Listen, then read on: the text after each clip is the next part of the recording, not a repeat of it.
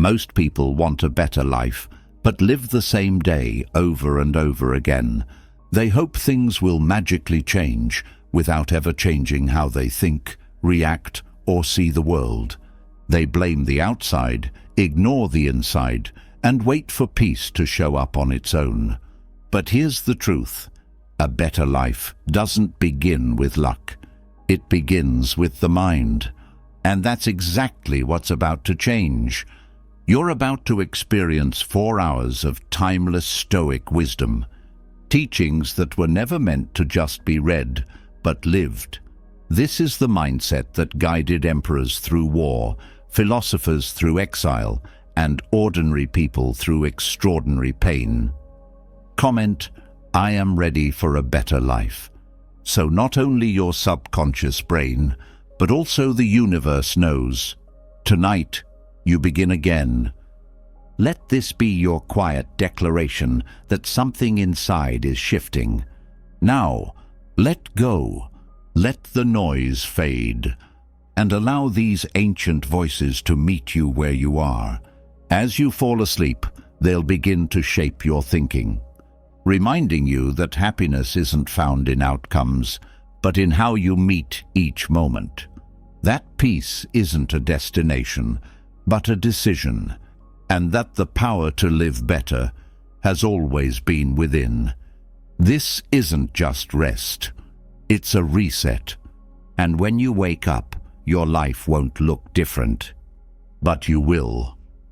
Have you ever been in a heated argument, feeling like you're about to explode?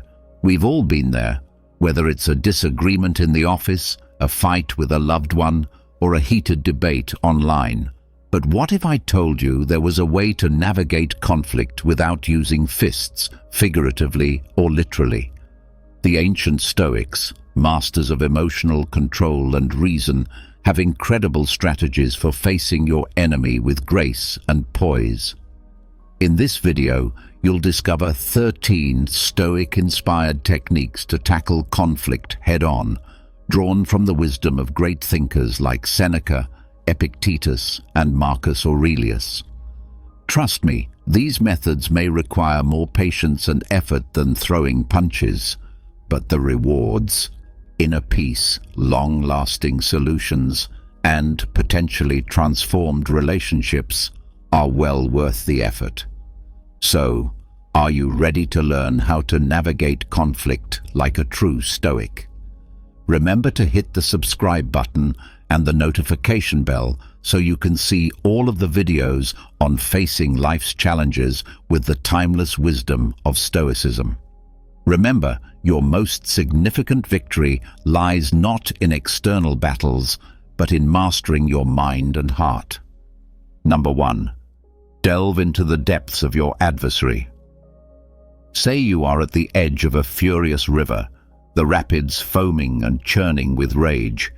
A prudent Stoic would stop before diving in, his eyes focused on the invisible depths below rather than the churning surface. Entering your opponent's mind is the crux of the first Stoic tactic. To put it metaphorically, the intensity of the situation makes it tempting to act quickly. However, proper comprehension requires putting aside judgment and looking above the apparent surface of the issue. As Epictetus reminds us when he says, "It is not the event itself that troubles us, but our view of it." Here's how to start this examination of Stoicism. The benefits of releasing. Step away from the present, inhale deeply, mentally pan out, and examine the circumstances with dispassionate interest. Put yourself as a fly on the wall and observe the exchange objectively. This emotional separation enables more in-depth observation and more logical reasoning. Investigate their why. Pose sincere queries rather than coming up with counter-arguments. Concentrate on learning the why underlying their statements and behaviors. What drives them? What worries them? And what do they want? What life events have influenced their viewpoint? Important insights can be gleaned by asking open-ended questions such as, "What brought you to this point?" or "What are your underlying concerns?" Examine through their lens, not agreement, but empathy. Try to put yourself in their position to comprehend their perspective, not to support their behavior. How might they perceive the circumstances? What principles and convictions motivate them? This activity aims to develop empathy, discover possible points of agreement, and experience the world through their eyes. Rather than agreeing with them, look for the secret river. Examine what's beneath the surface. Conflict frequently results from deeper problems like unfulfilled desires, fears, or injuries from the past. Consider looking past the current argument and pinpointing the underlying issues causing the conflict. What wants needs to be fulfilled? Which fears are surfacing? Recall that this is a search for understanding rather than approving their behavior. Your objective is to comprehend the layers of experience and perspective that influence the actions of your opponent. Just like a geologist studies the layers of rock to understand the terrain, you can find undiscovered common ground by practicing this Stoic depth-seeking technique. And you might also learn important things about yourself and your responses. The once raging river will become a calmer stream, with understanding and potential resolution engraved in its stones. Number 2. Choose your battles wisely. Disagreements abound in life, ranging from political arguments to arguments in parking lots. However, as the Stoics tell us, only some stones in the path require our whole focus. Getting involved in every dispute, no matter how minor, can wear us out emotionally. Thus, the second Stoic tactic urges us to pick our battles carefully. Picture yourself in front of a vast battleground.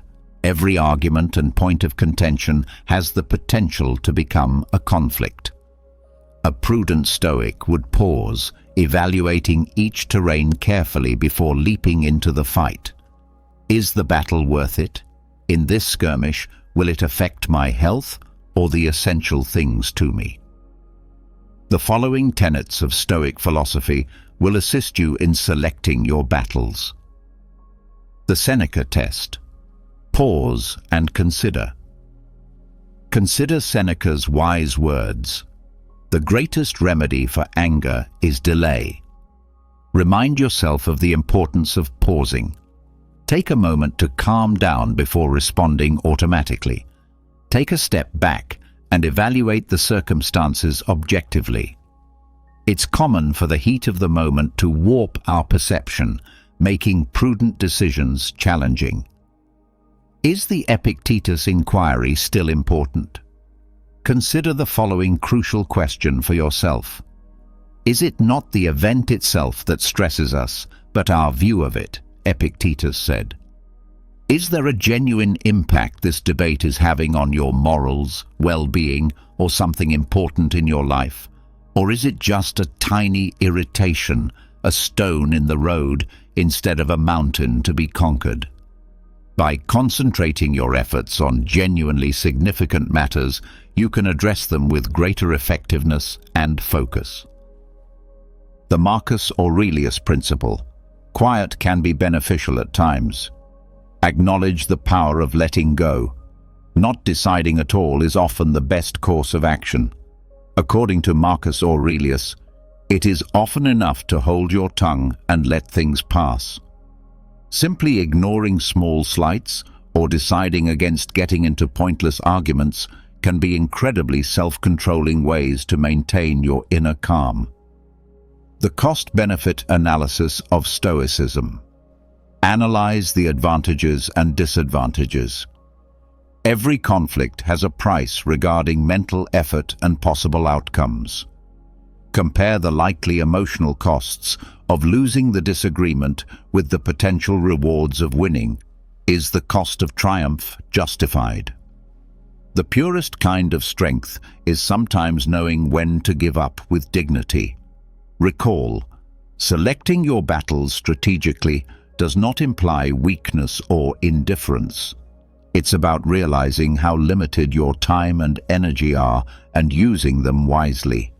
By applying this Stoic knowledge, you may navigate life's battlefield more focused and save your strength for the moments that matter. Number 3. Speak with calm and clarity. Imagine yourself facing your opponent with your words prepared for war rather than your weapons drawn. However, the Stoic approach emphasizes calm clarity, which opens the door to more constructive discourse. Instead of shouting insults and accusations, this tactic, which draws from the insight of Stoic thinkers such as Seneca, is centered on adequately expressing your demands and concerns to promote understanding and reduce hostility. The following are the main components of communication that draw inspiration from Stoicism. Develop your active listening skills. Go beyond simply waiting to speak. Pay close attention to what your opponent says before offering your own. Please pay close attention to them, both with words and body language. Don't interrupt, nod intelligently, and maintain eye contact. This shows that you appreciate them and understand what they're saying. Respect their emotions and validate their experiences. Empathy, not agreement. Respect their feelings and experiences, even if you disagree. Statements like, "I understand you're feeling frustrated," or "It sounds like this situation is important to you," can help establish rapport and connect. Raise any concerns you may have with I statements. Consider your viewpoint. Instead of placing blame, use I words to communicate your needs and feelings rather than critical you statements. You always do this. Examples of such statements include, "I need to feel respected in this situation," and "I feel hurt when you..." This lessens defensiveness and promotes a more team-oriented approach to problem solving. Speak firmly and calmly rather than aggressively. Control, not noise, makes one strong. Speak up to ensure you understand, not because you're angry. Maintain a composed tone while speaking with strength and assurance. Steer clear of insults and personal assaults. They will only make the issue worse. Put solving problems first, not points. Seek solutions rather than victories. Remember that the objective is to devise a solution that benefits both of you, not to win the disagreement. Start the discussion with a question like, "What can we do to address this together?" and center it around cooperative problem solving. How can we reach a mutually agreeable outcome? Recall that practicing calm, clear speech is a necessary skill. If you make a mistake, don't be scared to apologize and have patience with yourself. Navigating even the most difficult tasks will get easier the more positive communication you engage in. Number 4. Seek the shared path. Imagine a pair of alpinists ascending seemingly distinct peaks. However, as they climb, they become aware that their respective paths converge and lead to a shared summit where understanding will shine. This metaphor is especially pertinent to the 4th tactic on our non-confrontational journey, seeking the shared road. It represents the Stoic concept of oikeiosis, living in harmony with the natural order. Even though disagreement frequently gives the impression that our ideals or ambitions are incompatible, the Stoics encourage us to look below the surface and discover the deeper currents that bind us, even though they might not appear necessary at first. By concentrating on these common interests, we can create a framework for cooperation and compromise that will eventually result in a more amicable settlement. To start your Stoic search for common ground, follow these steps. Change perspective from me to we. Transcend individual viewpoints. Recast the disagreement as a cooperative effort toward a common objective rather than a you versus me situation. Consider this: what do we both ultimately want? This change in viewpoint allows for possible points of agreement, even if they are not immediately apparent. Look for the necessities below. Look below the surface. Conflicting wants are frequently the result of underlying, unfulfilled needs. Examine the needs each of you is attempting to satisfy through this conflict. It could be a need for safety, honor, or approval. Recognizing these everyday needs can foster empathy and make discovering solutions that care for them more accessible. Discover shared ideas. Our values guide our actions. Look behind the particular problem at hand and investigate the core principles that everyone possesses. Do you both appreciate honesty, justice, or decency? Shared values can act as a moral compass, pointing you toward decisions consistent with your beliefs. Begin small, gain speed. Appreciate small victories. Don't count on reaching a consensus right away on everything. Instead, concentrate on finding tiny points of agreement, regardless of how trivial they appear. These early agreements can foster confidence and momentum, making taking on more challenging problems simpler. Recall that life is a journey rather than a destination. The key is patience. It can take time to find common ground, so be patient and understanding. Recognize accomplishments, accept failures, and remember that every step toward cooperation is a step away from confrontation.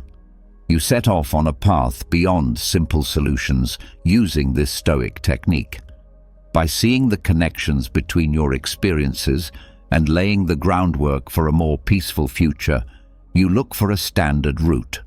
Remember that those who ascend together, guided by the light of shared ideals and interests, will reach the height of understanding. Number 5. Appeal to their inner values. Imagine yourself before a massive oak tree, its roots firmly entwined with the soil. It will take more than just raw force to move the oak. On the other hand, a prudent Stoic would be aware of the influence of the elements, such as wind and water, which might subtly nudge something toward its ideals by whispering in its ear. This metaphor exemplifies the Stoic tactic of appealing to inner ideals, a potent instrument for skillfully and peacefully resolving disputes. We direct our attention to the rich soil of their values and ideas rather than taking direct aim at their persona. Understanding and respecting their inner compass can produce solutions consistent with their fundamental beliefs. This will eventually result in more sincere buy-in and long-lasting agreements. To start your Stoic journey towards value-driven persuasion, follow these steps. Expose the value landscape. Develop into a valuable archaeologist by conducting research before formulating your case. What principles do they adhere to? What values direct their behavior? Keep an eye on what they say and do, and note what they affirm, deny, and laud. This facilitates creating a map of their value-scape. By pointing out possible connections, close the value divide. Identify the common theme. Avoid assuming their values are completely at odds with yours. Seek out common ideals, even if they don't seem to fit the circumstances at hand. You both appreciate duty, honesty, and fairness. Finding these common values acts as a link, enabling you to present your case in a way that appeals to them. Talk in their vocabulary. After you clearly understand their values, adjust your message to fit them rather than trying to trick them. Talk in a way that expresses their interests and worries. This is telling your values in a way that is consistent with theirs, creating a sense of common ground rather than compromising your own. Don't just tell, show. Since deeds speak louder than words, Show them how your solution embodies their beliefs rather than merely explaining them. Give specific instances, anecdotes, or previous deeds demonstrating how your strategy embodies the essential principles. This strengthens and humanizes your case. Recall that respect is essential. Seek comprehension rather than dominance. Always be respectful and understanding during this process. Recall that your objective is to assist them in finding a solution that addresses your concerns and aligns with their values, rather than to control or exert dominance over them. Using this Stoic technique, you become a competent navigator instead of a warrior brandishing words, leading your adversary to a place they can genuinely believe in. Recall that fundamental transformation arises from resonance with the values that sculpt an individual's identity rather than from coercion. This strategy develops mutual respect and understanding, and in the end, opens the door to advantageous solutions for all parties. Number 6. Using humor wisely in conflict resolution. Imagine yourself walking a tightrope that is stretched over a gaping hole. A mistake can send you into the depths of offense, yet humor can help you stay upright, like a balancing pole. Using humor to resolve conflict is the essence of the 6th Stoic technique, encapsulated in this nuanced metaphor. There is no denying that laughter can reduce tension and foster a more open atmosphere for discussion. A well-timed joke or playful decorum can serve as a pressure release valve, allowing understanding to flourish and letting go of pent-up frustration. The Stoic philosopher Seneca says, "A joke is a fragile thing, and a jest may turn into an insult." We must use comedy with deliberate caution to fully realize its possibilities. Here are some guidelines to help you smoothly navigate the comedic tightrope. Recognize your audience. Only some find the same things funny, so consider your opponent's humor style and personality before you crack a joke. What amuses them? In their opinion, which subjects could be delicate? Be cautious and err on the side of caution while making jokes, because something that plays well with one person may offend another. Seek out silent joy, not horniness. Laughing at, not with. Creating a shared sense of humor is the aim, not using jokes as a tool to make fun of or denigrate your opponent. Humor that belittles oneself is frequently a safer bet, since it demonstrates humility and a readiness to own up to mistakes. The timing is crucial. After reading the room, reread it. Humor can have disastrous results when misused. Before bringing in comedy, assess the situation's emotional intensity. It's better to wait until things have settled down. If the tension is still muscular, maintain calm and kindness. Keep insults and sarcasm at the door. Steer clear of jokes that make light of sensitive subjects, stereotypes, or personal assaults. Recall that building bridges, not burning them, is the aim. Comedy as an instrument, not a crutch. Please don't rely on comedy alone to end the argument. Although humor can be a helpful tool, it shouldn't replace sincere communication or dealing with critical issues. Don't expect it to be the miraculous fix. Use it sparingly to promote openness and lighten the atmosphere. Always err on the side of caution. When in doubt, it's better to avoid jokes entirely. To determine whether they're appropriate, recall that it's simpler to gain trust than to regain it following an error. Including comedy using these Stoic ideas, comedy may become an effective tool for rapport building, stress relief, and opening up more excellent room for conflict resolution rather than a dangerous tightrope walk. Recall that the power of laughter is in its capacity to unite rather than divide. When used appropriately, it can turn tense situations into chances for understanding and resolution. This might shock you. Number 7. Offer empathy. Empathy. Picture yourself on a rough mountain trail, staring over a gap at a fellow climber who seems to be going the other way. Their annoyance and rage crackle through the valley like a windstorm. Instead of hurling arguments across the vacuum, the Stoic approach would be to descend gradually, bridge the gap, and extend an understanding hand. This is the core of the seventh strategy, the Stoic principle of expressing empathy. Empathy is a valuable tool for resolving conflicts amicably, even during heated arguments, as Marcus Aurelius recommends.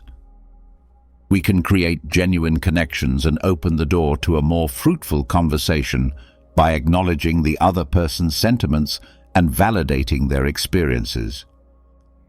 Here's how you develop this superpower of Stoicism. Change the perspective from me to them. See the world through their eyes. Try to comprehend the situation from their point of view rather than concentrating just on your own. What life events have influenced their emotions? What insecurities or concerns could be motivating them? This change in perspective encourages empathy and enables you to recognize their distinct reality. Pay attention to the above words. Listen to the words not spoken. It's essential to pay attention to both verbal and non-verbal cues when communicating with others. This includes things like body language, tone of voice, facial expressions, and spoken words. It is vital to comprehend the information being transmitted and react accordingly. These frequently disclose deeper feelings that their words may have obscured. Try to understand while actively listening without passing judgment. Recognize, don't pass judgment. Appreciate their emotions rather than their behavior. Even if you disagree with them, let them know you are aware of and sympathetic to their feelings.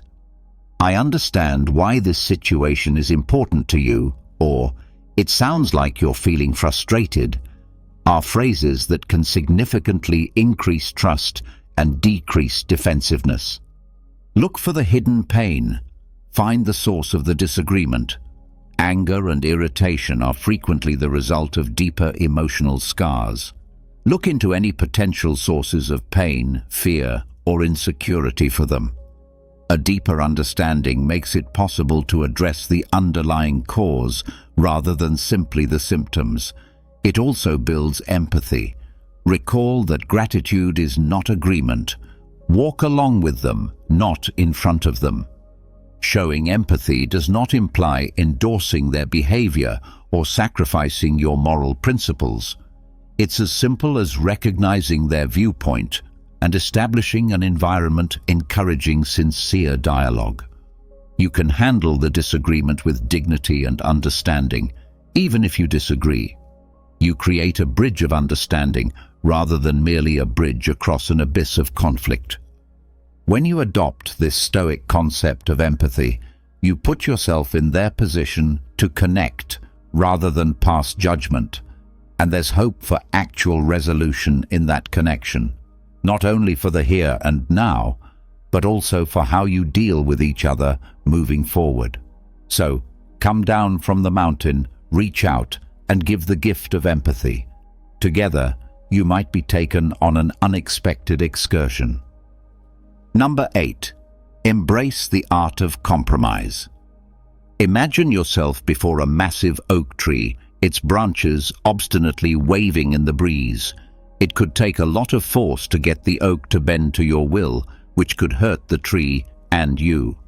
A more prudent strategy that draws from Stoic philosophy is learning the art of compromise, bending and adapting to find a way for the wind and the oak to coexist peacefully.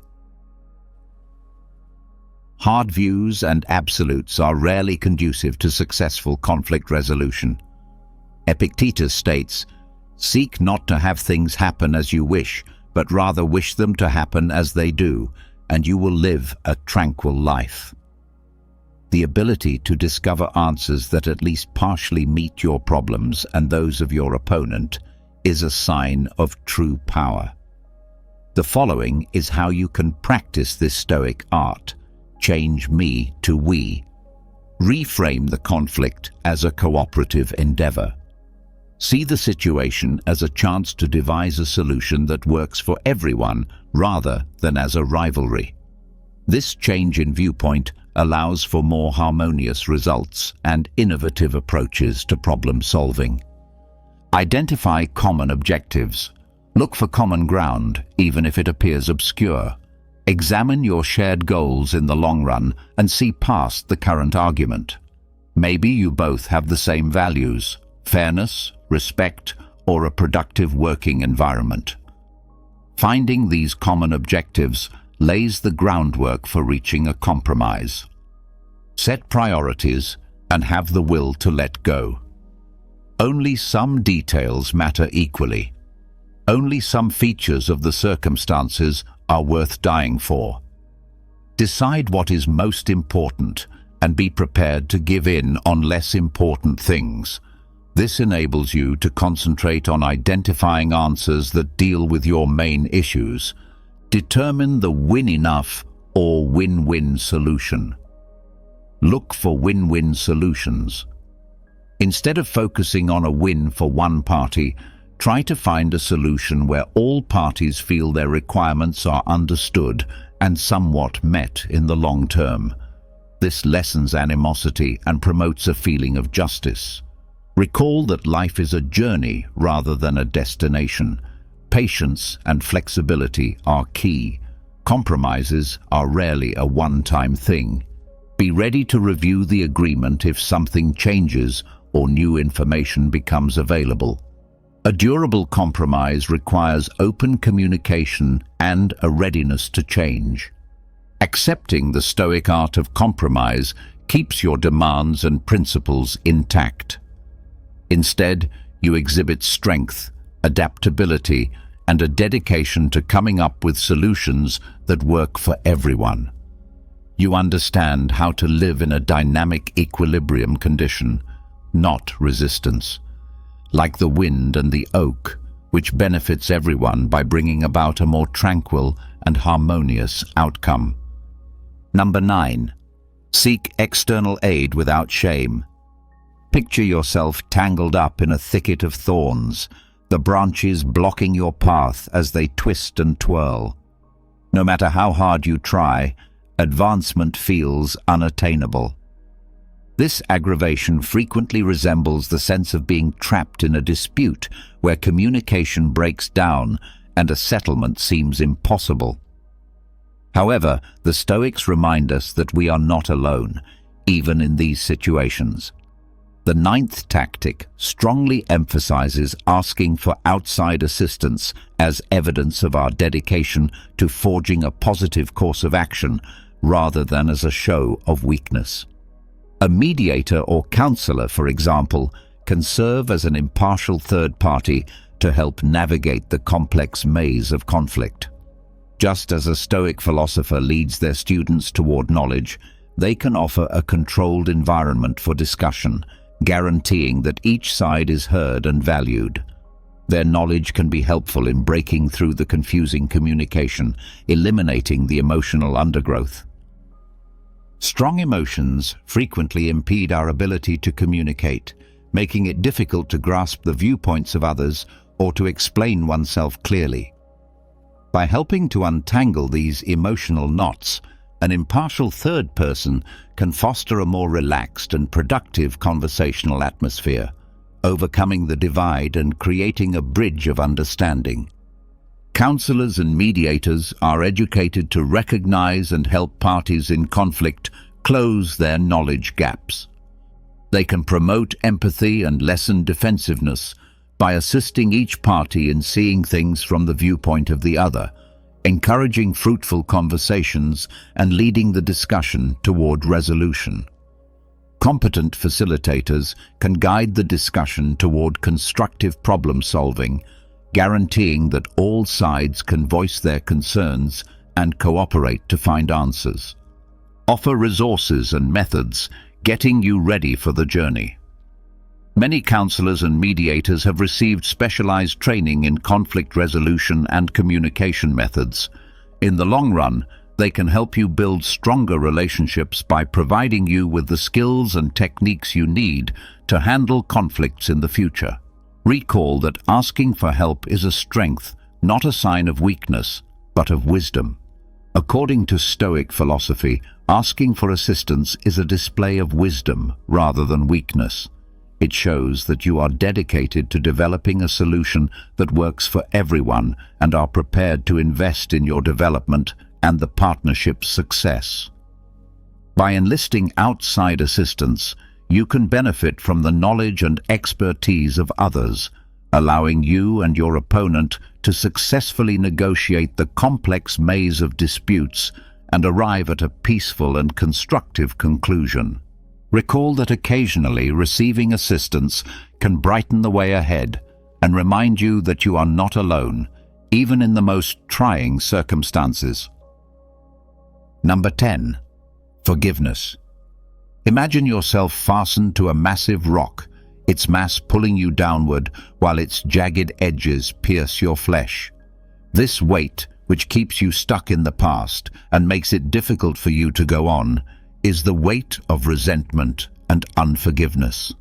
Forgiveness, a gift to oneself, is a potent tool the Stoic philosophy offers for releasing these bonds.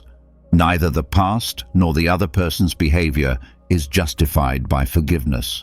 We are reminded by Seneca that he who is revengeful lives with a wound always open.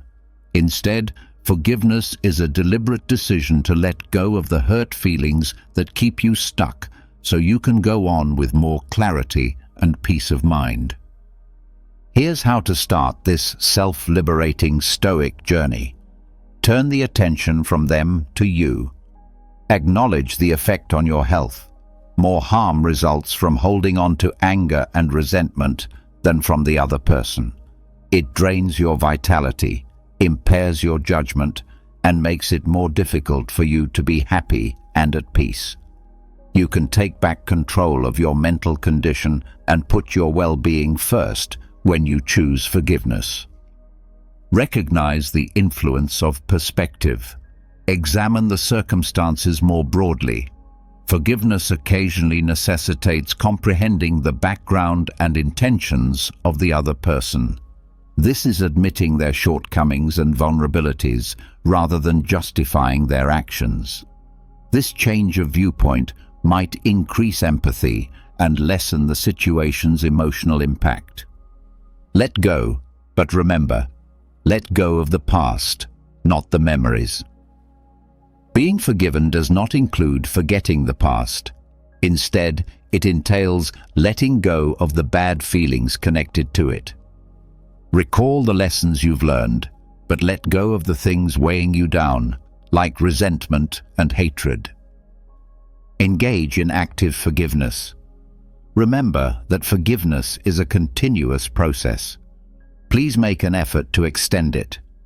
It's a journey that needs constant dedication. You can practice active forgiveness by consciously letting go of unfavorable feelings and thoughts whenever they surface. Techniques like journaling, mindfulness, and meditation can be helpful tools in this process. Keep in mind that forgiveness is yours, a present for you, not for them. Forgiveness is ultimately a gift you give to yourself. It frees you from the bonds of negativity and gives you more joy, calm, and emotional flexibility. Forgive yourself rather than wait for the other person to earn it. Accepting spiritual forgiveness allows you to change your present and create space for a better future.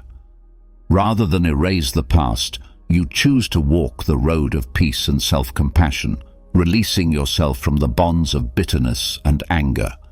Recall that showing forgiveness demonstrates your strength and dedication to your well-being, not weakness. Thus, exhale deeply, let go of the weight, and advance into a future offering more independence and inner serenity. Number 11. Growth from the ashes of conflict. Think of a phoenix that has undergone conflict and grown stronger and wiser. The spirit of the 11th Stoic strategy, using conflict as a catalyst for personal growth, is embodied in this potent metaphor. Remember Epictetus's advice: to make the best use of what is in your power and take the rest as fixed and beyond your control. Through introspection and self-evaluation, you can turn disagreement into a learning opportunity and a springboard for personal growth. Here's how to start this life-changing adventure. Adopt a learning attitude. See obstacles as opportunities. Change your mindset from perceiving conflict as a bad thing to perceiving it as an opportunity to develop and learn. Be open to analyzing your actions and inadequacies and approach the situation with an open mind. Make your excavation. Identify the underlying causes. Give careful thought to how you fit into the conflict. What made you react the way you did? Which principles or convictions was the situation at odds with? Which feelings became dominant, and how did they affect your actions? Sincerity is crucial in understanding your habits and triggers, so consider these questions carefully. Determine doable domains from contemplation to implementation. Don't let reflection get you down. Convert your observations into actionable suggestions for enhancement. Did you need help communicating effectively? Think about honing your active listening techniques. Were your feelings too strong? Investigate mindfulness practices to improve emotional control. Seek guidance and criticism. Learning from reliable mentors. Look for a loyal friend, therapist, or mentor who can encourage your personal development and provide unbiased input. Talking to a third party about your experiences and observations might help you see things differently and promote responsibility. Recall that growth is a procedure. The key is patience. Expect a gradual change. Personal development requires work and time. Remain dedicated to your continuous improvement. Recognize failures as teaching moments and rejoice in little accomplishments. Adopting this Stoic philosophy may turn disagreement from a harmful force into a powerful catalyst for self-discovery and constructive transformation. You are restored from the ashes and emerge from them more robust, wiser, and prepared to face obstacles head-on with poise and grit. Recall that you can learn and develop, and that even the most trying circumstances can serve as stepping stones to becoming the finest version of yourself. Number 12. Setting boundaries. Picture yourself with the waves gently crashing at your feet as you stand on a spotless beach. But hold on, someone is invading your personal space and upsetting you. Setting boundaries and defending your well-being and inner serenity are potent tools the 12th Stoic technique offers in this scenario, symbolizing the delicate balance of navigating interactions. It is not the event itself that troubles us, but our view of it. Epictetus reminds us, although we have no control over what others do, we influence how we react. By defining what we will and won't tolerate, we may safeguard ourselves against negativity and promote happier relationships by establishing clear boundaries. Here's how to apply this Stoic idea here in practice. Understand your inner guidance. Determine your requirements and values. Consider what matters most before establishing boundaries. Which actions are consistent with your values? Which behaviors make you feel low on energy or violate your personal space? Establishing these internal limits lays the groundwork for effective communication. Communicate respectfully and clearly. Words, not walls. Steer clear of ambiguous statements and passive-aggressive behavior. Use I phrases to assertively and directly communicate your boundaries while concentrating on your wants and feelings. Recall that cultivating cooperation and understanding requires polite communication. The secret is consistency. Consistency is vital. Once you set boundaries, be steadfast, like a lighthouse. Never give in to guilt or avoid conflict by making exceptions. You gain respect from others and show yourself respect by sticking to your boundaries. Get ready for opposition. Recognize that not everyone will be amenable to your boundaries. Prepare yourself for possible resistance by politely restating your position and stressing how important it is to honor your requirements. Recall that boundaries give you power. Self-care is the key to freedom. Establishing limits is necessary to safeguard your mental and emotional health, not to be selfish. You can set an environment where you can grow by protecting your space and energy, which aligns with Seneca's goal of living with a cheerful heart and a grateful attitude. Adopting this Stoic idea creates a lighthouse that leads you and others to more respect, transparent communication, and eventually happier and more satisfying relationships. Instead of building walls, recall that creating boundaries gives you the power to live a life full of inner freedom, respect, and tranquility. It's an act of self-love. Number 13. Remember, you control your reactions. Imagine yourself in a violent storm with the waves smashing around you and the wind ripping.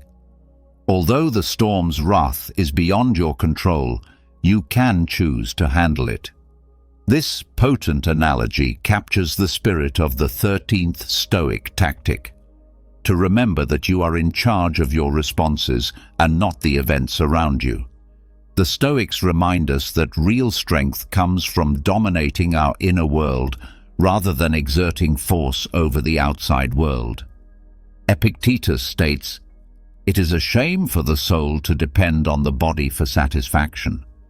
We gain inner calm despite life's storms by concentrating on our reactions, which we can control. Here's how you develop this superpower of Stoicism. Determine what triggers you. Recognize your emotional terrain. Think briefly about the circumstances or activities that usually make you feel bad. Are there some phrases, people, or situations that get under your skin?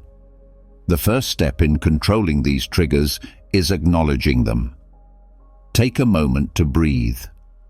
Make room between the stimulus and the response. Decide to wait before acting on impulse. Inhale deeply and give yourself space to observe and evaluate the circumstances quietly. This gives you room to make deliberate decisions and keeps your emotions from controlling what you do.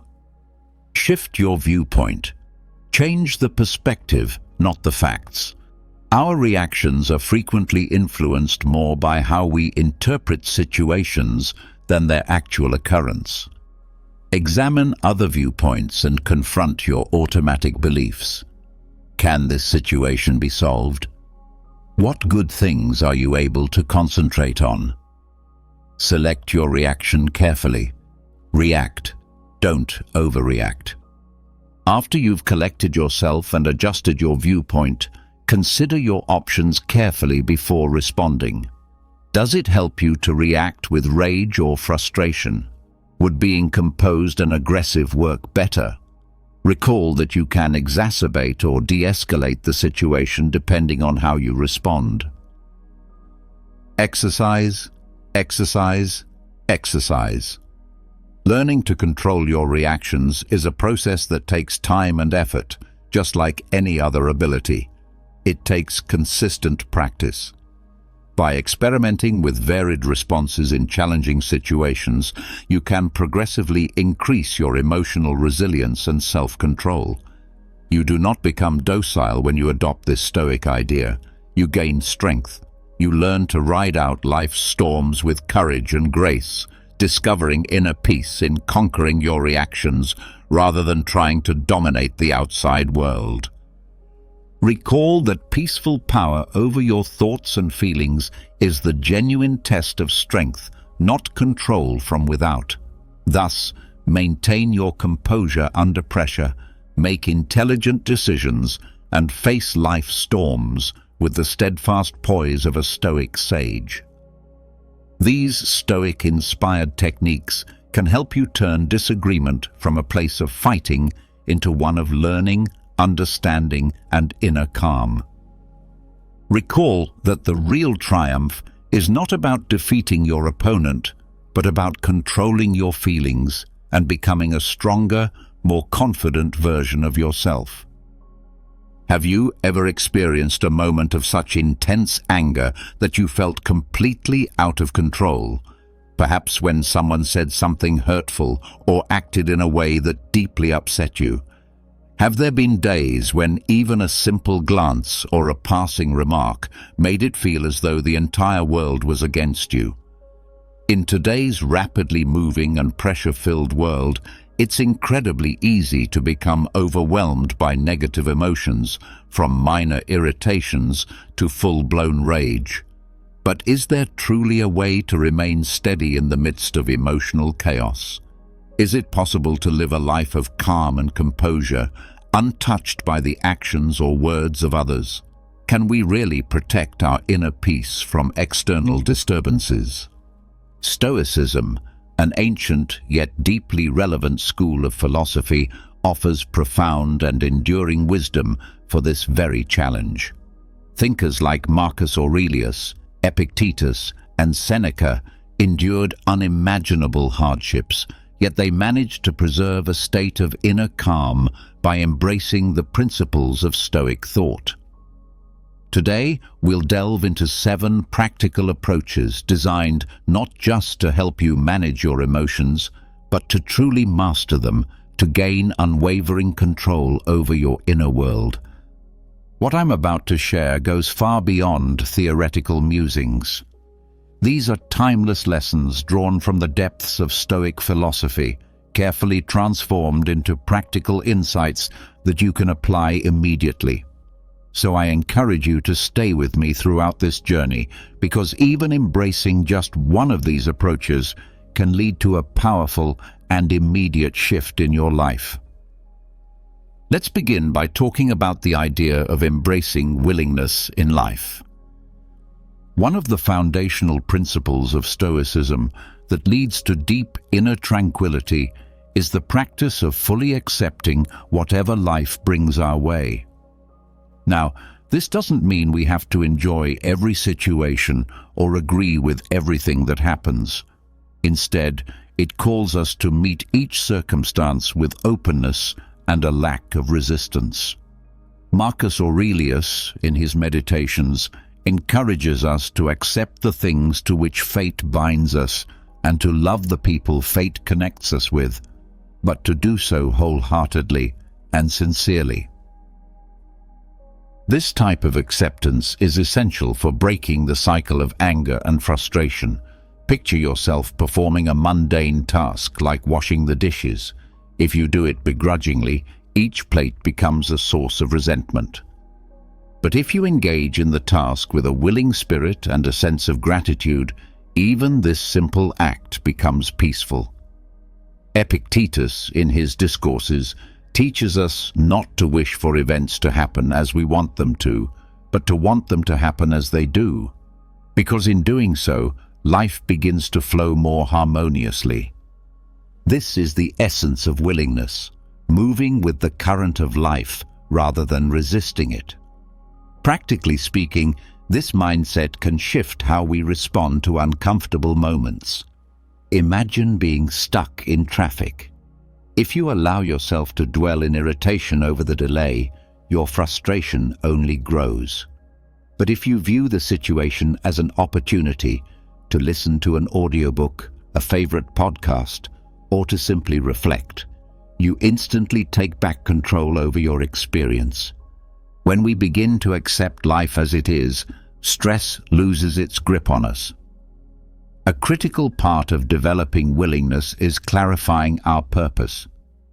Instead of chasing fleeting desires or short-term goals, we can focus on a higher vision, a guiding purpose that informs all our actions.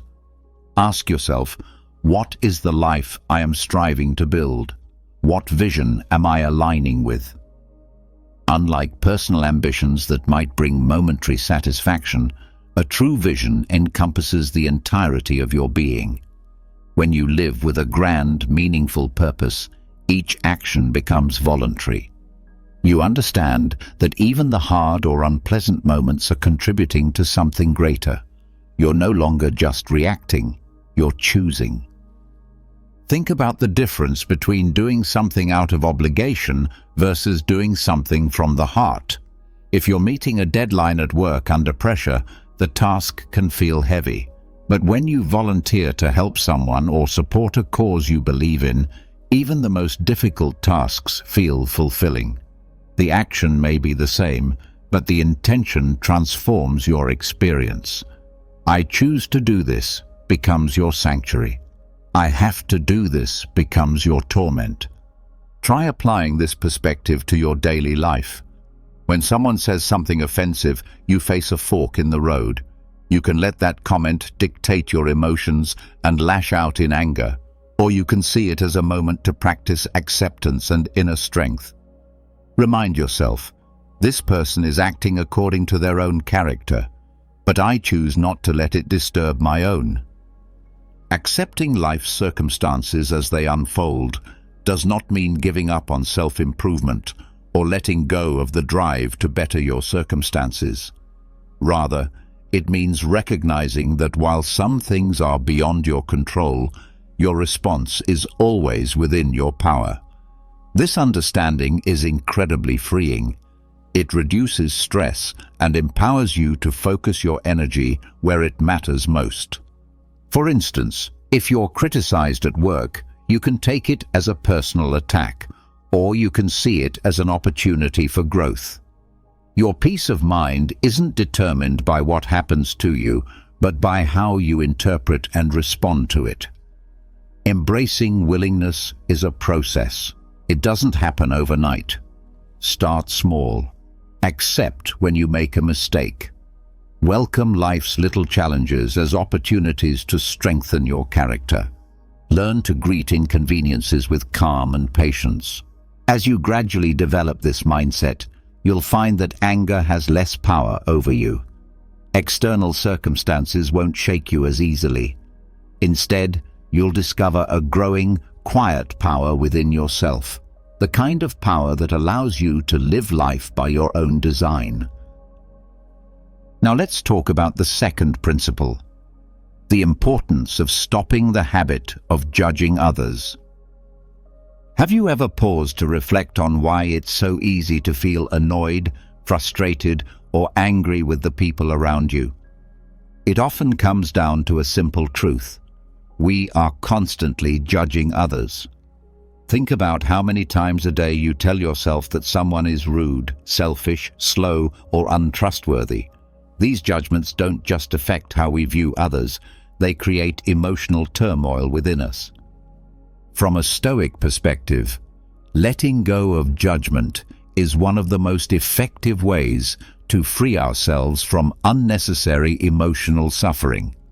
Humans naturally interpret the world through their own subjective lens.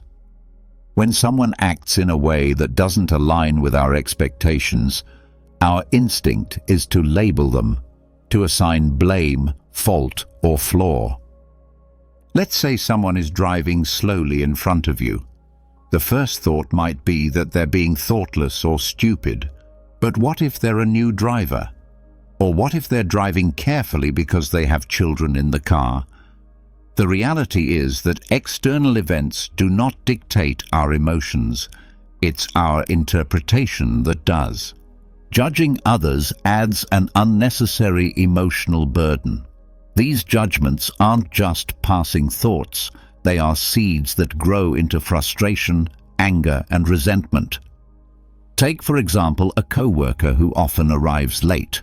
If your judgment is that they're lazy or inconsiderate, your irritation will build with each passing day.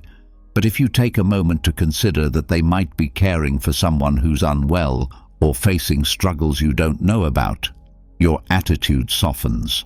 This shift in perspective doesn't mean you're excusing poor behavior. It means you're choosing not to let it rob you of your peace. You begin to see that judging others does more harm to you than to the person being judged. By releasing the need to label others, you unburden your mind and heart. When we stop judging, we open the door to greater compassion, not just for others, but for ourselves as well. Stoicism teaches us that we can't control other people's actions, but we can always choose how we respond. When we judge less and understand more, we create space for patience, empathy, and emotional resilience. This doesn't mean abandoning discernment or allowing others to walk over you. It means stepping back from the reflex to immediately categorize someone as good or bad based on a single action. People are complex, just like you. Everyone has struggles, insecurities, and reasons behind their behavior. Ultimately, letting go of judgment is about choosing peace over irritation. It's about freeing yourself from the emotional chains that come with trying to control or define others. When you stop judging, you stop absorbing unnecessary negativity. And in that space of neutrality, you find clarity, calm, and strength. Stay with me as we continue exploring more powerful Stoic practices that can transform not only your emotional world, but your entire life. These teachings aren't just about philosophy. They're about creating a life of stability, depth, and enduring inner peace.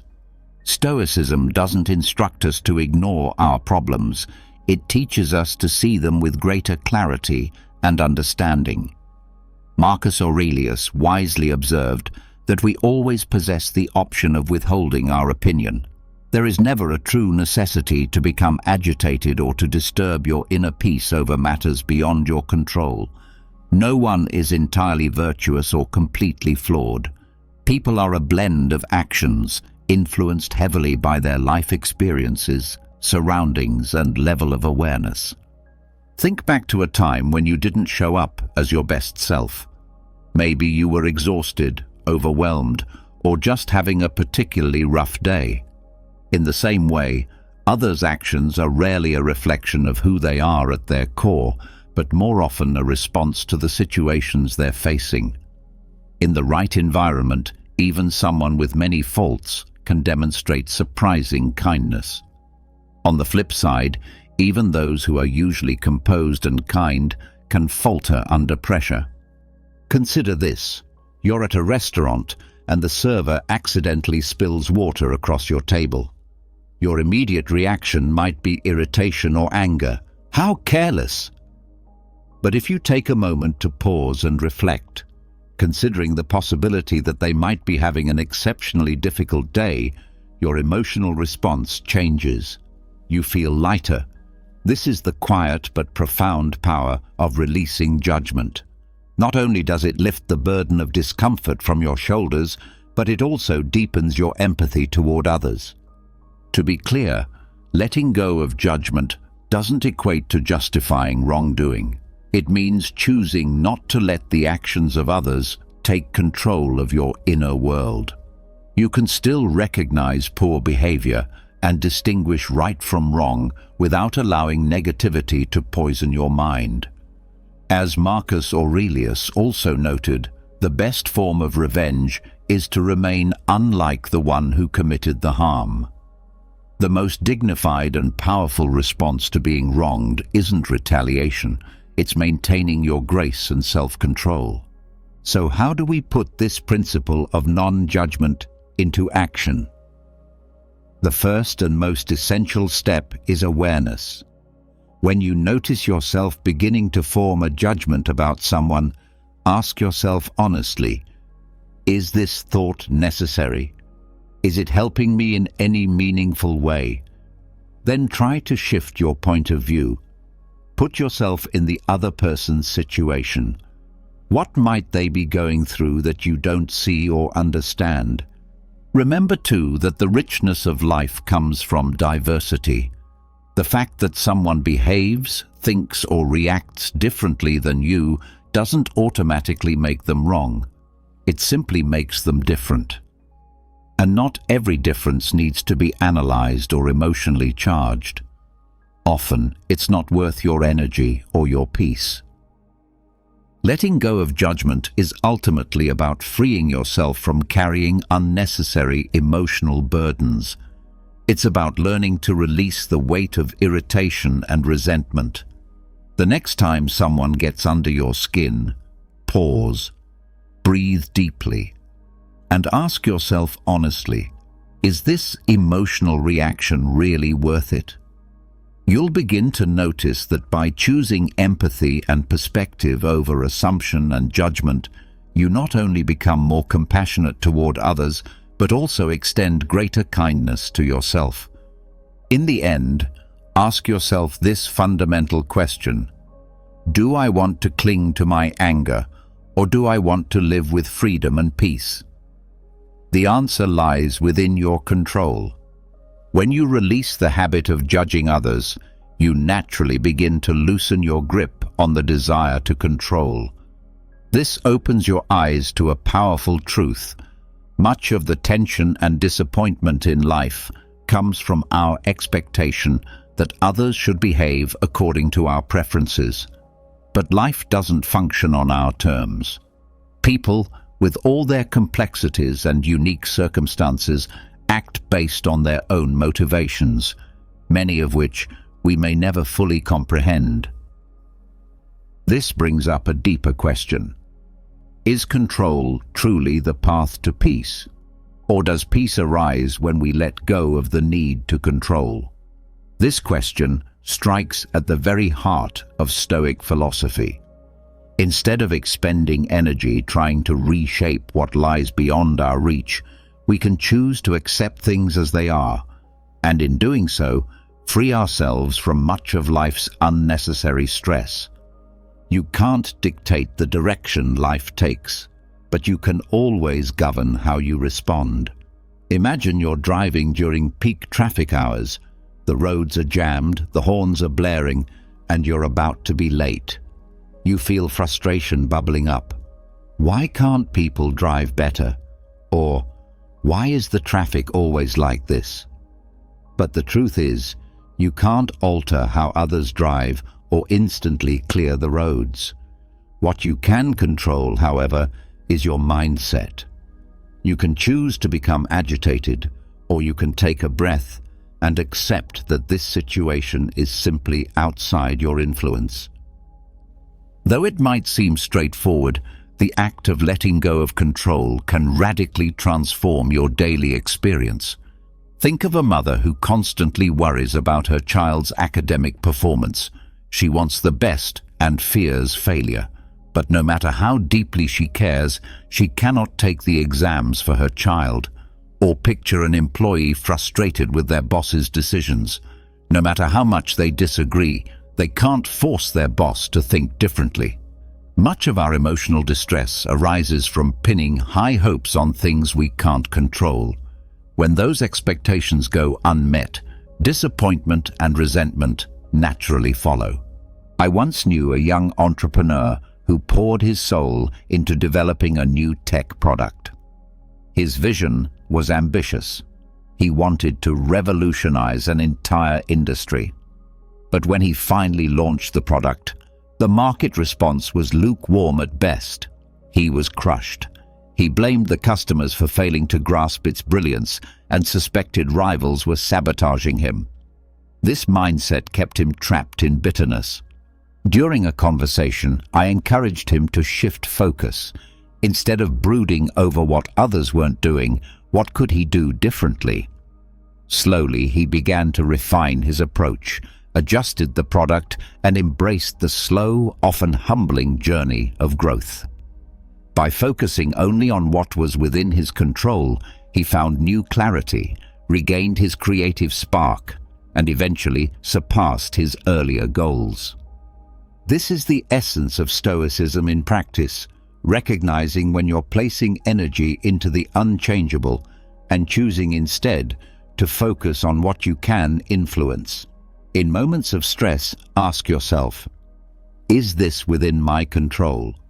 Am I improving the situation by reacting this way, or am I making it worse? These aren't just philosophical questions, they're practical tools for emotional clarity. Letting go of control doesn't mean you give up or resign yourself to passivity. It means directing your energy wisely toward your thoughts, your emotions, and your actions. Imagine rowing a small boat down a river. You can't stop the current, but you can learn to steer with precision, adjusting to the flow and moving forward with ease. A valuable Stoic practice for this mindset is premeditatio malorum, the premeditation of adversity.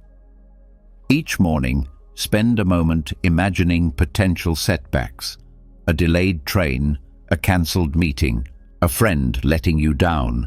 By anticipating these possibilities, you make peace with them before they even occur. When they do, you'll find yourself far more prepared to accept them calmly. Letting go of control isn't a weakness. It's an extraordinary act of strength. It's a form of freedom. When you stop clinging to what you can't hold, you create space for peace, creativity, and inner power. Begin with small steps. Resist the urge to argue someone into agreeing with you. Stop replaying the past. Stop grasping for guarantees in life. Life is like a river, always flowing, often unpredictable. But when you learn to stop resisting and instead navigate with grace, you discover that peace isn't something you need to chase. It's something you create, moment by moment, choice by choice. When people don't act the way we expect them to, it's easy to feel upset or disappointed. But have you ever paused to wonder why we even expect perfection from others or the world around us? According to Stoic philosophy, this expectation of perfection is not only unrealistic, but also a major source of emotional suffering. The idea that everything should go according to our standards is an illusion, and by recognizing this, we begin to free ourselves from the negative emotions that arise when reality doesn't meet our demands. Reflect on your experiences. Have you ever been let down because a coworker didn't do their part, causing setbacks in your own work?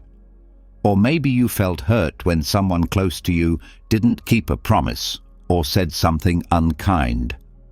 These situations are not rare, yet we often react with the assumption that people should be flawless. But is that a fair expectation? The Stoic philosopher Epictetus teaches that it's not the events themselves that disturb us, but rather our judgments about those events. Our anger and frustration don't come from what people do, but from how we choose to view their actions. The world is naturally messy, unpredictable, and flawed. It was never meant to function according to our preferences. Trying to mold it to our will only leads to suffering. Let's consider a specific case. Imagine you spent days preparing for a vital presentation. You gave it your all, but right before it began, the colleague in charge of the supporting materials made some critical mistakes or left out important content. The initial reaction might be overwhelming frustration. You might think, how could they be so careless after all my effort? But from a Stoic viewpoint, this reaction doesn't serve you. The mistake has already happened, and blaming someone else only increases your distress. A more empowering response would be to ask, what can I do right now to make the best of this situation? Accepting that people make mistakes allows you to stay calm and think clearly, which in turn helps you find better solutions. Stoicism teaches that our focus should remain on what we can control. Marcus Aurelius, the Stoic emperor, advised that we begin each day by reminding ourselves we will likely encounter rudeness, ingratitude, arrogance, betrayal, hostility, and selfishness. These aren't exceptions to the rule, they are part of life. He explained that such behaviors stem from ignorance, from a lack of understanding about what is truly good or bad. By anticipating these imperfections, we mentally prepare ourselves to respond with patience and strength. This isn't about being negative, it's about being realistic and equipping ourselves emotionally to handle life's unpredictability. Embracing the world's imperfections can also change the way we handle everyday conflicts. When someone fails to keep a promise, rather than immediately feeling betrayed, you can remind yourself that everyone is fighting battles you can't see. If you're feeling misunderstood, resist the urge to become defensive. Instead, calmly try to clarify your thoughts.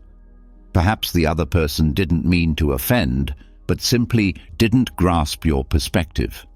If someone is rude or critical, ask yourself whether their words truly injure you or whether it's your own interpretation that's creating the pain. To accept imperfection doesn't mean we stop trying to grow or improve the world around us. On the contrary, this mindset liberates us. When we stop demanding that others meet our personal standards, we free ourselves from constant disappointment and can instead invest our energy in what truly matters.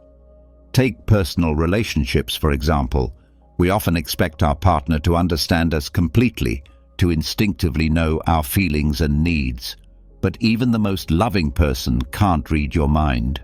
When you stop blaming them for not meeting your unspoken expectations and instead ask yourself whether you could express your needs more clearly, you not only reduce frustration, but also strengthen your relationship through better communication.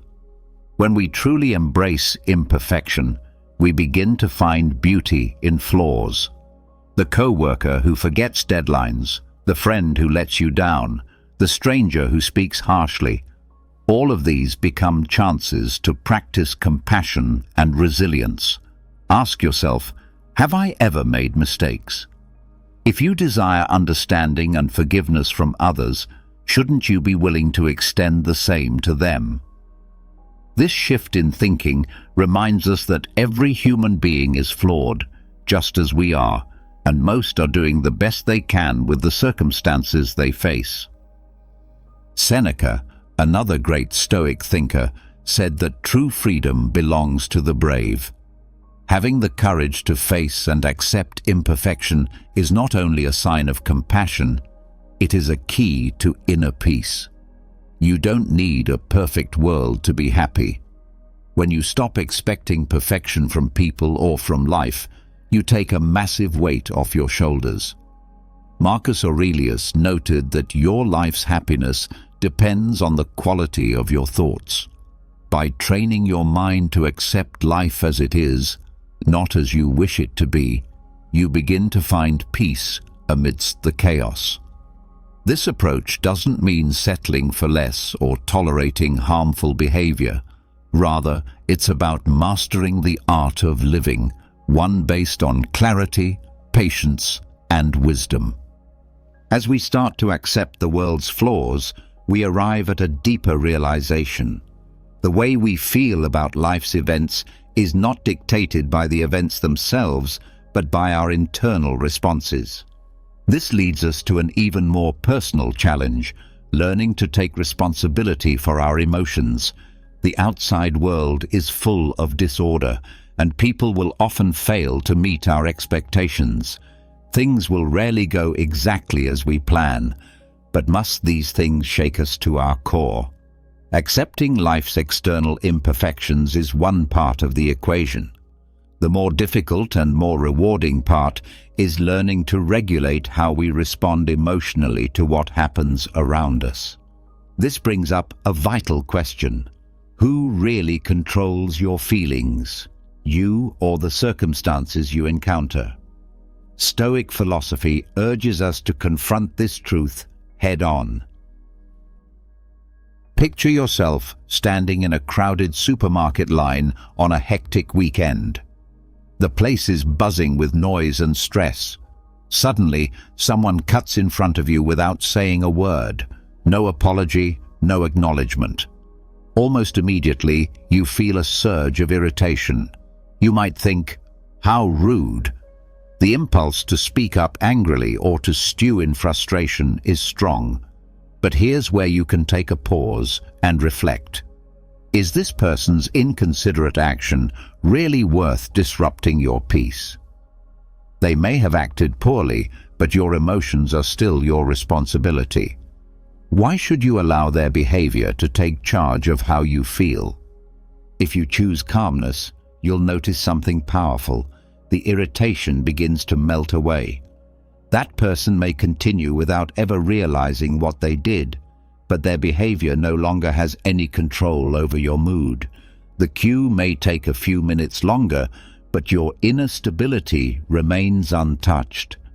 What could have been a spark for hours of negativity turns into just another moment in the day, easily forgotten. Every day, we unknowingly give others control over our emotions. A harsh comment, a dismissive look, or a forgotten favor can make us feel hurt or angry. But why do we give other people such power over our emotional state? Marcus Aurelius, emperor and philosopher, reminded us that we have complete control over our minds, even if we can't control outside events. In that control lies our strength. His insight reveals a timeless truth. While you can't determine how others behave, you always have the power to choose how you respond. Think back to a time when you were unjustly criticized, maybe at work or by someone close to you. The natural reaction might have been anger, maybe even a desire to defend yourself. But imagine if, in that moment, you had reminded yourself that your value doesn't depend on one person's opinion, and that your peace of mind is not up for negotiation. That would change everything. How can we begin to develop this level of emotional mastery? The answer lies in simple but powerful practices. Start by learning to harness the power of the pause. When something upsets you, resist the immediate impulse to react. Instead, ask yourself a few key questions. Am I overreacting? Or, is this moment really worth disturbing my peace? This brief pause, though seemingly small, creates a vital gap between the trigger and your response. In that space, you gain the ability to make a conscious choice, to choose calm over chaos, wisdom over impulse. Another deeply effective approach, one rooted in ancient Stoic tradition, is to keep a daily journal of your emotions. Each evening, take a few quiet moments to reflect. Ask yourself, what stirred my emotions today? What situations challenged my inner balance? How did I respond? And could I have chosen a wiser response? This daily practice is more than just writing. It's a mirror into your emotional life. Over time, it reveals patterns, moments where you consistently lose your composure, and gives you the clarity and discipline to change your reactions. Slowly but surely, this builds a resilient mindset. Owning your emotions is the cornerstone of a more peaceful life. The truth is, no one can truly make you angry or upset unless you give them that power. The Stoic emperor Marcus Aurelius captured this timeless wisdom when he wrote, "If you are distressed by anything external, the pain is not due to the thing itself, but to your estimate of it, and this you have the power to revoke at any moment." These words are not just theory, they are a call to action. They remind us that emotions, while powerful, are our possession. They are not the result of what someone else says or does, but of how we interpret and internalize the situation. Your peace of mind is your responsibility. When you learn to protect it, fiercely but calmly, you will find that very little in this world can truly disturb your inner spirit. So ask yourself, does this way of thinking resonate with you? If it does, take a moment to like this message and share your own thoughts in the comments. I'd truly love to hear your personal stories and reflections. And if you see things differently, I welcome your perspective as well. Your insights might ignite a meaningful and enriching conversation that helps us all grow. Let's keep growing together as we move forward into the next timeless principle. Lesson number 6. Practice non-reaction. In life, unexpected moments often catch us by surprise. A colleague might publicly criticize you during a meeting, leaving you stunned and embarrassed. A stranger may rudely cut in front of you in a line you've been patiently standing in. Or someone might throw a sharp and careless remark your way, leaving you feeling offended or even angry. These types of encounters, though they may seem small, can easily shake your mood and stir up feelings of resentment and frustration. But is there a better way to handle such moments? Is there a way to remain grounded and composed, even when others act out of line? The answer lies in mastering the ancient yet powerful art of non-reaction. Epictetus, one of the great voices of Stoicism, once said, "It's not what happens to you, but how you react to it that matters." This simple truth holds immense power. When you pause and reflect on it, you begin to see that your emotional state is not determined by other people's behavior, but by how you choose to perceive and respond to it. Take the earlier example of being criticized during a meeting. Your initial reaction might be to feel embarrassed or irritated, especially if the criticism is public and unexpected.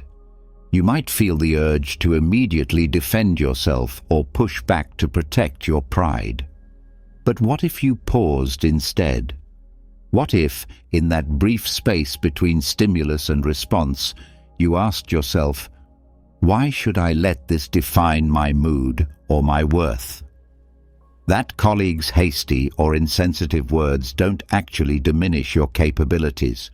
They only reflect their own mindset in that moment. By choosing not to react emotionally, you protect your peace, maintain your professionalism, and show strength, not weakness. Consider an alternative and more stoic approach. You smile calmly and respond, "Thank you for the feedback. I'll address that after I finish presenting my ideas." With that single response, you seize control of the situation. The colleague, expecting a defensive reaction, is instead met with grace and composure. And you, rather than being flustered or rattled, walk away from the meeting with confidence and inner calm. This is the quiet power of non-reaction. Seneca, another towering figure of Stoicism, once advised, "The greatest remedy for anger is delay." One of the most effective ways to master non-reaction is to give yourself time. When someone insults you or challenges you unfairly, resist the temptation to fire back immediately. Instead, take a breath. Reflect. If the conflict is over email, delay your reply by an hour or even a full day. Time grants you clarity, and clarity allows you to respond wisely rather than impulsively. Sometimes the strongest response is silence. Choosing not to retaliate doesn't mean you are weak. On the contrary, it means you are in full control. By refusing to be provoked, you remain the master of your inner state. There's a wise old saying, "If a donkey kicks you and you kick back, you're both donkeys." This humorous yet profound parable teaches that reacting to negativity with more negativity only pulls you down to the same level. But when you rise above it, when you choose not to engage, you preserve your dignity and your peace. Picture a heated argument. Each word adds fuel to the fire, but then imagine one person stops speaking. They no longer react. Eventually the flames die down. Without fuel, anger cannot survive. The one who steps back from the conflict emerges not as weak, but as wise. They have chosen peace over pride and have protected their emotional balance. Take a moment to reflect. When was the last time you lost your temper over something that in hindsight was trivial? Was the anger worth it? If you could return to that moment, would you respond differently? These are powerful questions that invite us to become more self-aware and more in control of ourselves. Marcus Aurelius captured it best when he wrote, "If you are distressed by anything external, the pain is not due to the thing itself, but to your estimate of it, and this you have the power to revoke at any moment." This wisdom isn't abstract, it's practical. It means that even in the chaos of life, you always have the power to reclaim your peace. Mastering non-reaction doesn't mean you accept mistreatment or remain passive in the face of injustice. It means you become discerning, choosing where your energy is best spent and refusing to waste it on meaningless provocation. By embracing non-reaction, you gain emotional mastery. You protect your peace. You develop a strong, grounded soul that cannot be easily shaken by outside forces. Remind yourself every day, you cannot control the actions of others, but you can always control your response. In a world full of noise, calmness, silence, and an unshaken heart are your greatest strengths. This is the essence of Stoicism. Now, let's explore the next vital teaching. Lesson number 7. Find joy in selflessness. As we learn to stay calm and resist the urge to react hastily to the world around us, something remarkable begins to happen. Our inner world begins to lighten. The burdens we once carried, anger, irritation, resentment, begin to lift. The things that used to trigger us now feel like minor ripples in the vast river of life. And in that space where bitterness used to reside, something new and beautiful takes root. A quiet, radiant joy. The joy of understanding, of compassion, and of giving without expectation. As our hearts soften and open, we make room for empathy and love. We begin to see that sometimes the most powerful way to protect our peace is to simply forgive, to let go, to offer kindness even when it is not returned. This is not weakness, it is transcendence. It is the mind finding clarity and the heart expanding to embrace others, even those who fall short. Marcus Aurelius beautifully reminds us in his writings that when we wake in the morning, we should take a moment to reflect on the privilege of being alive, to think, to experience joy, and to love. These are gifts that each new day provides. These simple yet profound words serve as a gentle reminder of the blessings life offers us. Every morning is an opportunity to love, to help others, and to live with a heart that is more open and receptive than it was the day before. Through the lens of Marcus Aurelius, forgiveness is not something distant or difficult to attain. It is simply an awareness that helping others brings joy, not just to them, but also to ourselves. I recall a story about a friend who worked in a highly stressful environment where he was frequently criticized, sometimes unfairly, by his colleagues. Instead of responding with anger or frustration, he chose to pause and reflect. He asked himself, "Are they going through something that I don't know about?" One day, he learned that a colleague who had been particularly critical was facing severe financial struggles. This revelation changed his entire perspective. Rather than retaliating, he chose to remain silent, to listen, and even offered help when he could. Over time, this approach not only improved their relationship, but also created a more positive and less tense atmosphere in the workplace. The same principle can be applied to our family lives. Minor disagreements in families often have the potential to escalate into major arguments. Imagine having a relative who constantly criticizes you, no matter what you do. Their words might hurt deeply, but it's important to remember that their criticism often comes from their own insecurities or struggles, rather than from a genuine desire to hurt you. When you understand this, it becomes much easier to disarm your own anger. Choosing forgiveness doesn't mean you accept wrongdoing. It means you choose not to let it dictate how you feel or control your emotional state. Anger frequently arises from our expectations of others. We expect people to behave according to our standards, but life is inherently imperfect. Everyone carries unseen burdens, and recognizing this fact allows us to let go of our expectations. Once these expectations fade, there is no longer a reason for anger to take root. The beauty of forgiveness is that it not only helps us move beyond anger, but also brings a deep sense of joy and relief. Reflect for a moment. Can you recall a time when you helped someone without expecting anything in return? How did it feel? It was likely a peaceful, fulfilling experience, one that brought a sense of purpose and joy that surpassed any material reward. Epictetus once wisely stated, "No man is free who is not master of himself." Practicing forgiveness is not only about giving to others, it is about reclaiming control over our own emotions. It is a form of spiritual freedom, a state of peace that cannot be bought with material wealth. Modern research supports this idea. People who regularly engage in acts of kindness and selflessness report higher levels of happiness.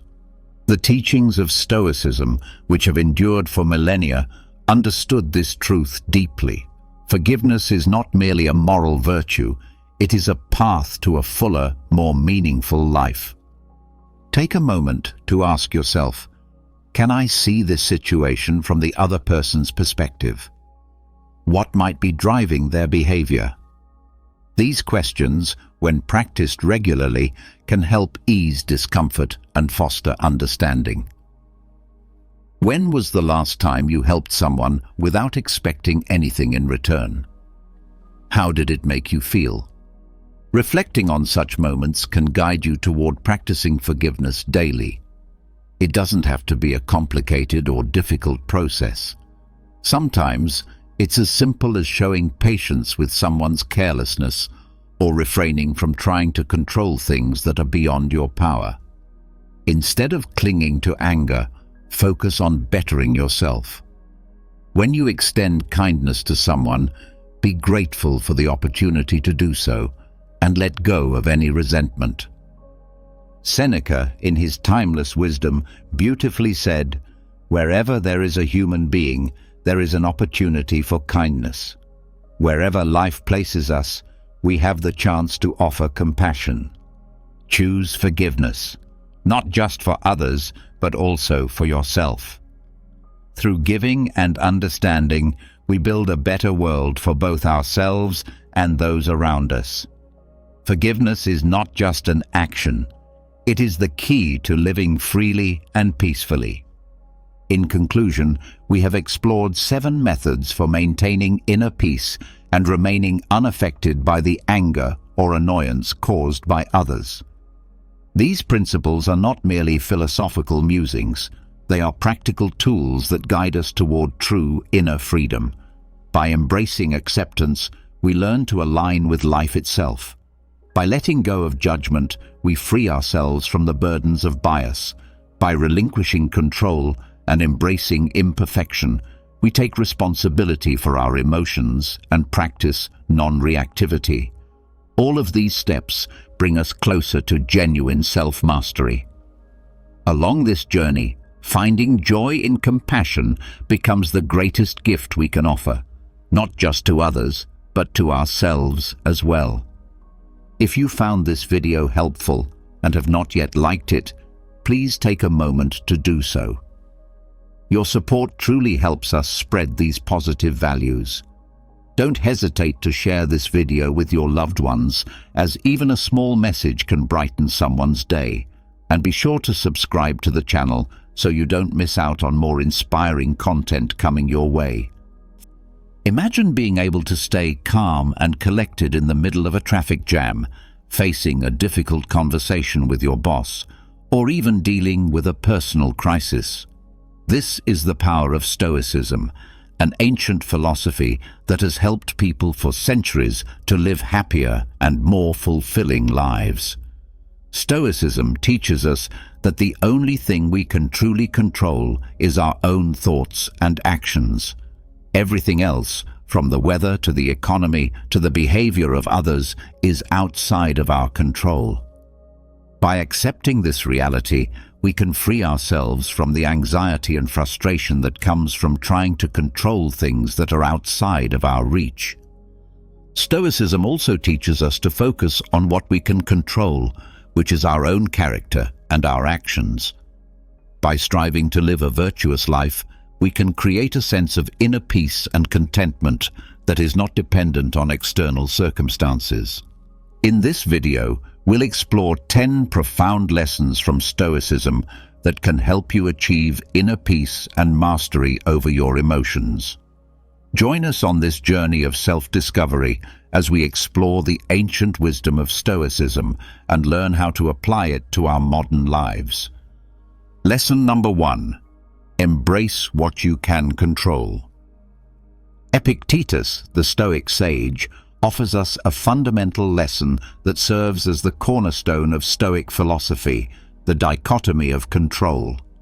At the heart of this teaching is the recognition that our lives are subject to a fundamental division between elements we can control and those beyond our influence. This concept is pivotal in cultivating a calm and composed demeanor, even in the midst of life's uncertainties. In essence, Epictetus advises us to invest our energy and attention in those aspects of life that fall within our sphere of control. These include our thoughts, actions, intentions, and responses. By directing our focus to what is genuinely within our power, we can navigate life with a sense of purpose and mastery. It is the acknowledgement that our internal world is under our dominion that forms the bedrock of our tranquility. Conversely, external events and circumstances, which often elude our sway, are to be acknowledged as outside the realm of our control. Just as an archer, as exemplified by Epictetus, can aim carefully, draw the bowstring with precision, and release the arrow skillfully, yet remain uncertain of the flight's outcome, we must learn to release our attachment to outcomes we cannot govern. This release is not an act of resignation, but an embrace of equanimity in the face of life's inherent unpredictability.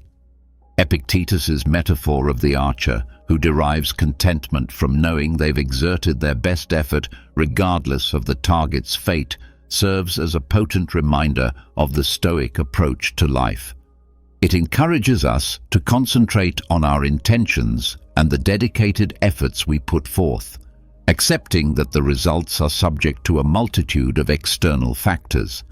In essence, Stoicism reminds us to seize the reins of our inner world, embracing the dichotomy of control as a powerful tool to maintain a calm and composed disposition in a world where much remains beyond our influence. By concentrating our energies on what we can shape, we free ourselves from the burden of attempting to govern the uncontrollable, allowing us to discover serenity in the knowledge that we've done our utmost with the tools at our disposal. Lesson number 2. The power of acceptance. In the grand tapestry of Stoic philosophy, few figures stand as tall as the Roman emperor and philosopher Marcus Aurelius. His profound insights, often chiseled in the timeless monument of Meditations, resonate through the ages and illuminate one of the most powerful lessons in Stoicism, the lesson of acceptance. Marcus Aurelius guides us through a profound exploration of the human condition, acknowledging the inevitability of both triumph and tribulation. Life, as he observes, is a symphony of ups and downs, a constant ebb and flow. Within this ever-shifting landscape, there exist circumstances beyond our influence, elements we cannot control. Marcus Aurelius, in his role as a Stoic sage, extols the virtue of accepting these immutable truths. To accept, in the Stoic sense, is to embrace the reality of life's unpredictability and impermanence. It is to release the chains of attachment to specific outcomes and to walk in harmony with the unceasing rhythm of the universe. In Marcus Aurelius's words, resistance to the natural course of events leads only to turmoil and distress, like a ship struggling against the relentless current.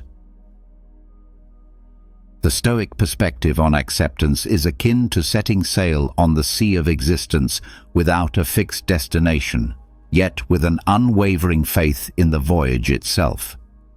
It is an invitation to relinquish the desire for unyielding control and instead flow with the ever-changing stream of life. To dance with the music of the cosmos, whether its notes are serene or tempestuous, is the embodiment of Stoic temperance. In the realm of Stoicism, this lesson forms the bedrock of inner peace and tranquility. It urges us to open our arms to life's capriciousness, to savor the sweetness of success, and to weather the storms of adversity with grace. The power of acceptance, as illuminated by Marcus Aurelius, is a beacon that guides us through the labyrinth of existence, allowing us to greet each moment, each circumstance, with an equanimous heart. It is the serenity of embracing life in all its unpredictability, finding profound serenity in the midst of its ever-shifting landscape. Lesson number 3. Practice mindfulness. Practice mindfulness.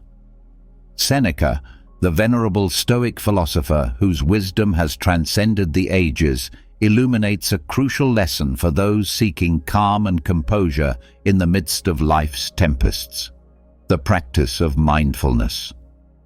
In the Stoic lexicon, mindfulness is a compass guiding us to the shores of the present moment, offering sanctuary from the ceaseless turbulence of past regrets and future uncertainties.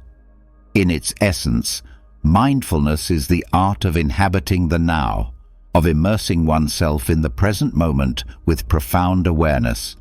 It is the antidote to the affliction of rumination, the ceaseless churning of the mind over past sorrows and future anxieties. Seneca's Stoic teachings beckon us to pay homage to the beauty and profundity of the present, recognizing that it is the only time that holds genuine existence. The practice of mindfulness, as outlined by Seneca, is not confined to the extraordinary moments of life, but extends its embrace to the ordinary and mundane. It encourages us to witness life's tapestry with a keen eye, from the remarkable to the seemingly inconsequential. In doing so, we detach ourselves from the tormenting clutches of regret and the paralyzing grip of worry. This Stoic mindfulness, a precious tool for preserving inner calm and clarity, acts as a bridge to the precious now, connecting us to the profound simplicity of the present. It is an art that grants us the ability to fully engage with our current circumstances, to savor each breath, and to relish the beauty that unfolds in every heartbeat. In the practice of mindfulness, we discover a timeless sanctuary where the mind finds solace, a place where inner tranquility is nurtured and composure is cultivated amidst the swirling tides of existence.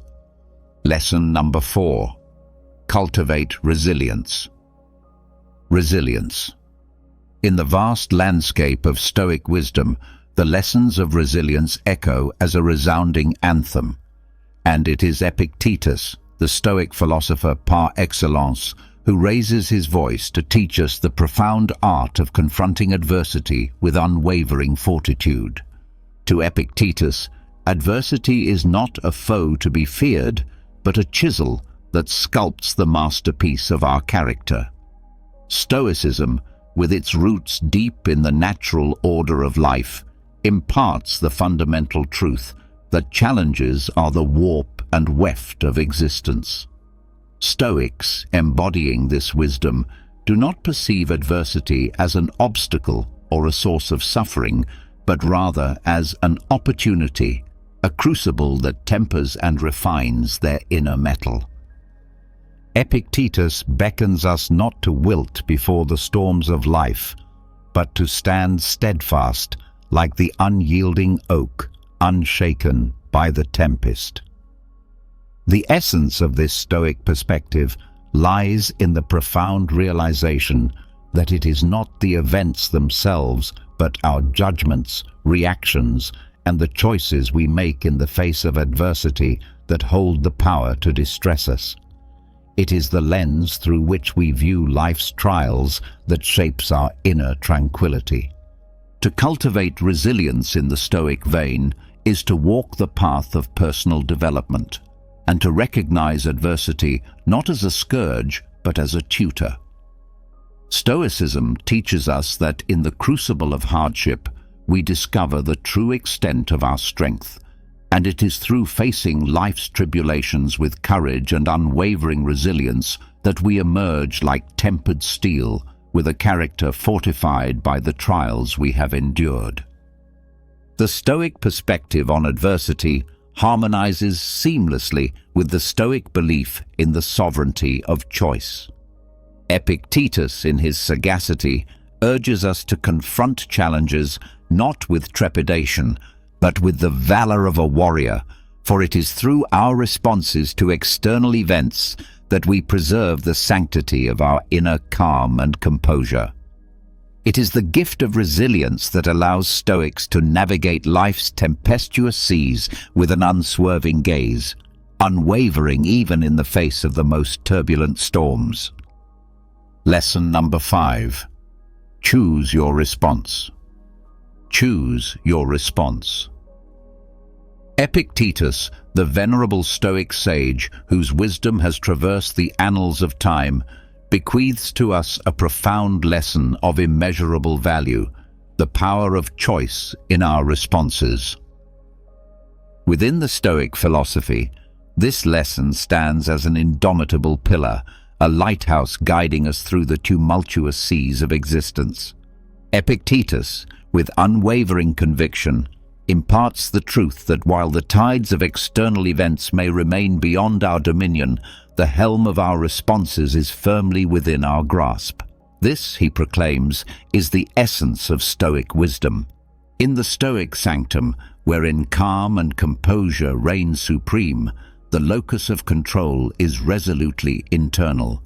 Stoicism, a philosophy grounded in profound self-mastery, extols the sovereignty of our responses to life's multifarious challenges. It is in this sacred space that the Stoic virtues, wisdom, courage, justice, and temperance serve as guiding stars, illuminating the path to maintaining inner tranquility. Epictetus, with his sage counsel, invites us to contemplate the nature of our judgments and reactions, particularly in the crucible of adversity. It is through this introspection that we awaken to the profound truth that we possess the sacred gift of choice, the ability to consciously craft our responses to the myriad external events that unfold in our lives. The Stoic approach to responding sagely to life's vicissitudes is akin to a masterstroke on the canvas of existence. It is the choice to align our responses with the Stoic virtues, to confront life's tribulations with the wisdom of sages, the courage of heroes, the justice of righteous hearts, and the temperance of those who tread the path of inner mastery. The Stoics' arsenal, laden with the wisdom of Epictetus, is a bastion of inner peace, impervious even to the fiercest storms. Through conscious choice and alignment with Stoic virtues, we forge a shield that preserves our serenity in the face of adversity. It is the Stoics' clarion call to navigate the labyrinthian corridors of life with grace and resilience. For in the crucible of conscious choice, we find the crucible of enduring inner peace. Lesson number 6. Limit excessive desires. In the illustrious tapestry of Stoic wisdom, woven with threads of reason and virtue, Seneca's counsel on the Stoic principle of moderation stands as a masterpiece in itself. A sage known for his profound philosophical essays on virtue and personal development, Seneca extends to us a lesson of paramount importance. A lesson that beckons us to curb the tempestuous desires that often threaten to engulf our inner calm. At the heart of Stoicism lies the belief that excessive desires, like turbulent seas, have the power to cast our lives adrift, leaving us in a perpetual state of turmoil and discontent. The Stoic sages, in their unwavering pursuit of inner tranquility, recognized the perils of unbridled longing for wealth, status, and material possessions far beyond what is necessary for a life of virtue and wisdom. Seneca, echoing the Stoic sentiment, imparts his wisdom, rooted in the belief that authentic contentment finds its dwelling in the sanctuary of limited desires. It is a lesson that encourages us to navigate the labyrinthine corridors of existence with the rudder of moderation, guiding us toward the tranquil harbor of inner peace. The Stoic path, as illuminated by Seneca's wisdom, beckons us to simplify our desires, seeking only that which is requisite for a life marked by goodness and virtue. In this simplification, we unearth the precious gems of contentment and tranquility, independent of the capricious winds of external fortune. The Stoic practice of limiting excessive desires becomes the lodestar, ensuring the maintenance of a calm and composed disposition. It is within the walls of this ancient wisdom that we discover the profound truth that the fervent pursuit of external treasures is but a fleeting mirage, and the true treasures lie within, waiting to be unearthed. Seneca's teachings stand as an enduring testament to the Stoic commitment to inner mastery and the temperance of desires, forging a path that leads to the sacred sanctuary of inner calm. Lesson number 7. Be virtuous. The essence of Stoicism, as nurtured and cherished by the great Stoic philosophers like Epictetus, Seneca, and Marcus Aurelius, resides in the unwavering commitment to virtue, a commitment that lies at the very heart of this ancient philosophy. The Stoic virtues, comprising wisdom, courage, justice, and temperance, become the compass guiding us toward a life marked by inner composure and tranquility. In the rich tapestry of Stoic wisdom, the virtues occupy a hallowed place. They are the moral lodestars that beckon us to navigate life's tempestuous seas with grace and wisdom. These virtues, etched into the annals of Stoic thought, are not mere abstractions. They are the pillars upon which the Stoic ideal of living in harmony with the natural order of the universe rests. Wisdom, the first of these virtues, serves as a beacon of light, illuminating the path of reason and discernment. It calls upon us to cultivate a deep understanding of the world and our place within it. The Stoic sages, such as Epictetus, understood that wisdom is the foundation upon which all other virtues are built. With wisdom as our guiding star, we gain the capacity to see the world as it truly is and to discern between the fleeting and the enduring. Courage, the second virtue, stands as the sentinel guarding the fortress of our moral character. It calls upon us to face life's challenges with steadfastness and resolve. In the Stoic lexicon, courage is not the absence of fear, but the triumph over it. It is the unwavering determination to confront adversity with inner fortitude.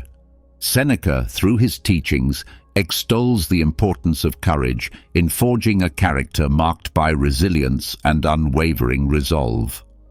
Justice, the third virtue, extends its mantle of righteousness over the Stoic path. It beckons us to live in accordance with the principles of fairness and moral rightness. The Stoic philosophers, drawing inspiration from the wellsprings of justice, guide us toward making decisions that are rooted in equity and virtue. The pursuit of justice ensures that our actions align with the moral order of the universe, fostering inner tranquility and composure. Temperance, the final virtue, serves as the guardian of moderation and self-restraint. It reminds us to exercise control over our desires, for it is through temperance that we discover the gateway to true contentment. Seneca, in his philosophical essays, emphasizes the importance of simplifying our desires and seeking only that which is essential for a virtuous life. In the temperance of desires, we uncover the wellspring of inner calm, irrespective of external circumstances. These virtues, championed by various Stoic philosophers, converge to shape a life that exemplifies the Stoic ideal.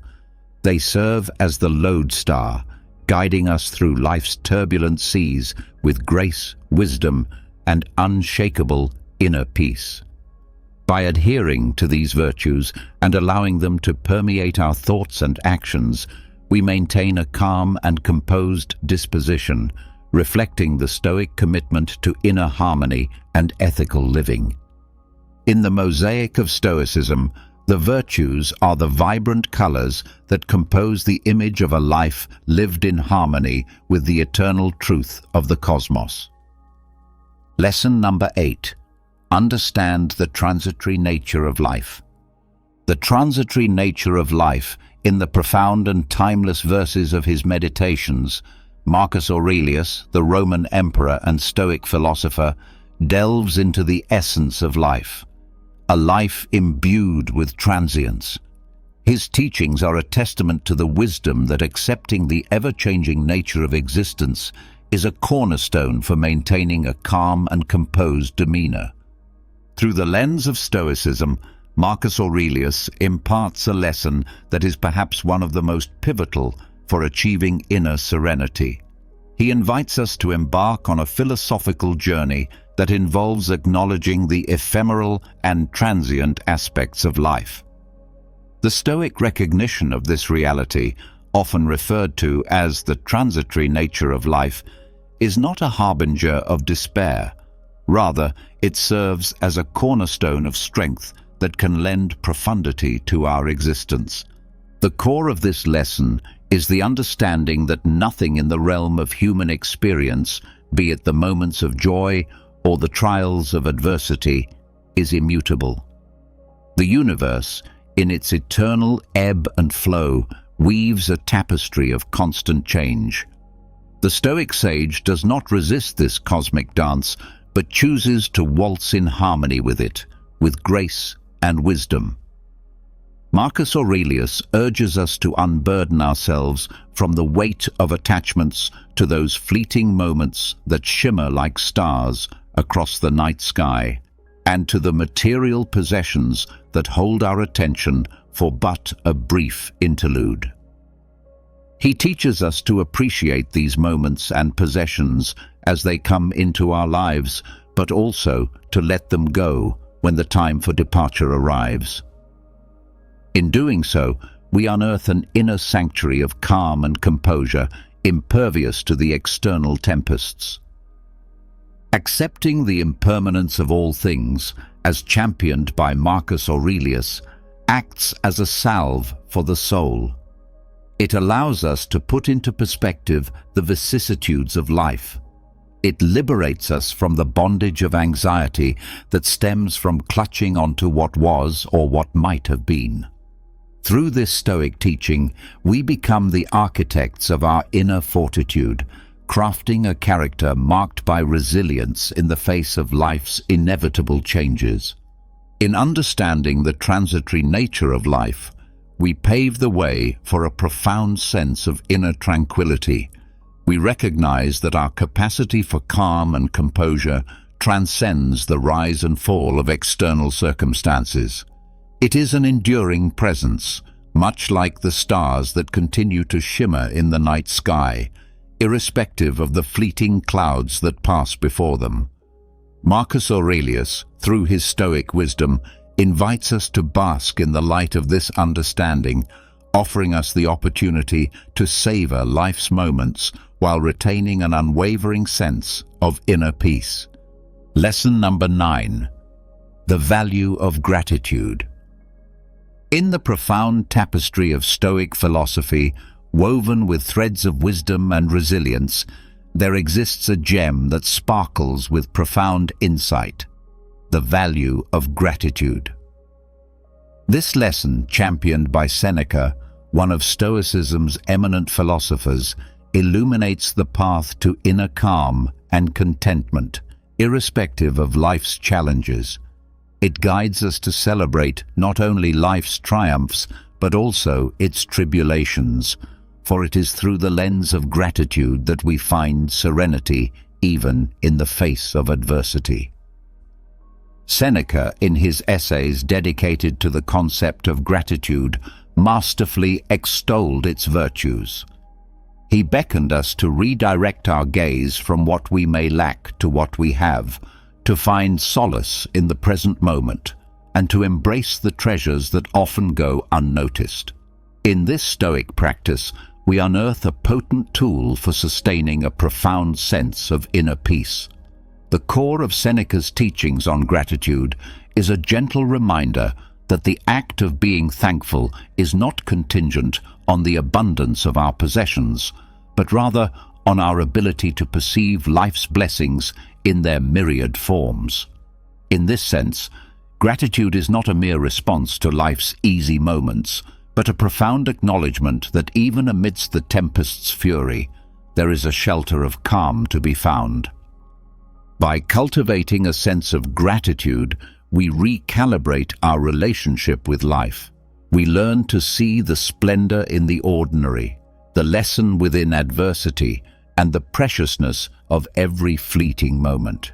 Seneca encourages us to be content with the present, recognizing that the treasures of life are not commodities to be acquired, but experiences to be cherished. The value of gratitude, as illuminated by Seneca, acts as a guardian of our inner peace. It teaches us to ceaselessly reflect on the blessings that have graced our journey. In doing so, we discover that gratitude is an elixir that transmutes the base elements of despair and longing into the gold of contentment and serenity. In moments of challenge, a heart steeped in gratitude does not falter. It finds strength even in the midst of adversity, for it recognizes that the trials of life too are teachers. As Seneca would remind us, the Stoic spirit does not waver in the face of hardship. Instead, it flourishes, drawing nourishment from gratitude's deep well. In the Stoic tradition, the value of gratitude is an unwavering companion that ushers us towards a profound sense of tranquility. It elevates us above life's tempestuous waves, revealing the serenity that lies in embracing the blessings, no matter how small or seemingly insignificant. With Seneca's wisdom, we come to realize that practicing gratitude is not a mere response to life's joys, but a steadfast embrace of the beauty found in life's most trying moments.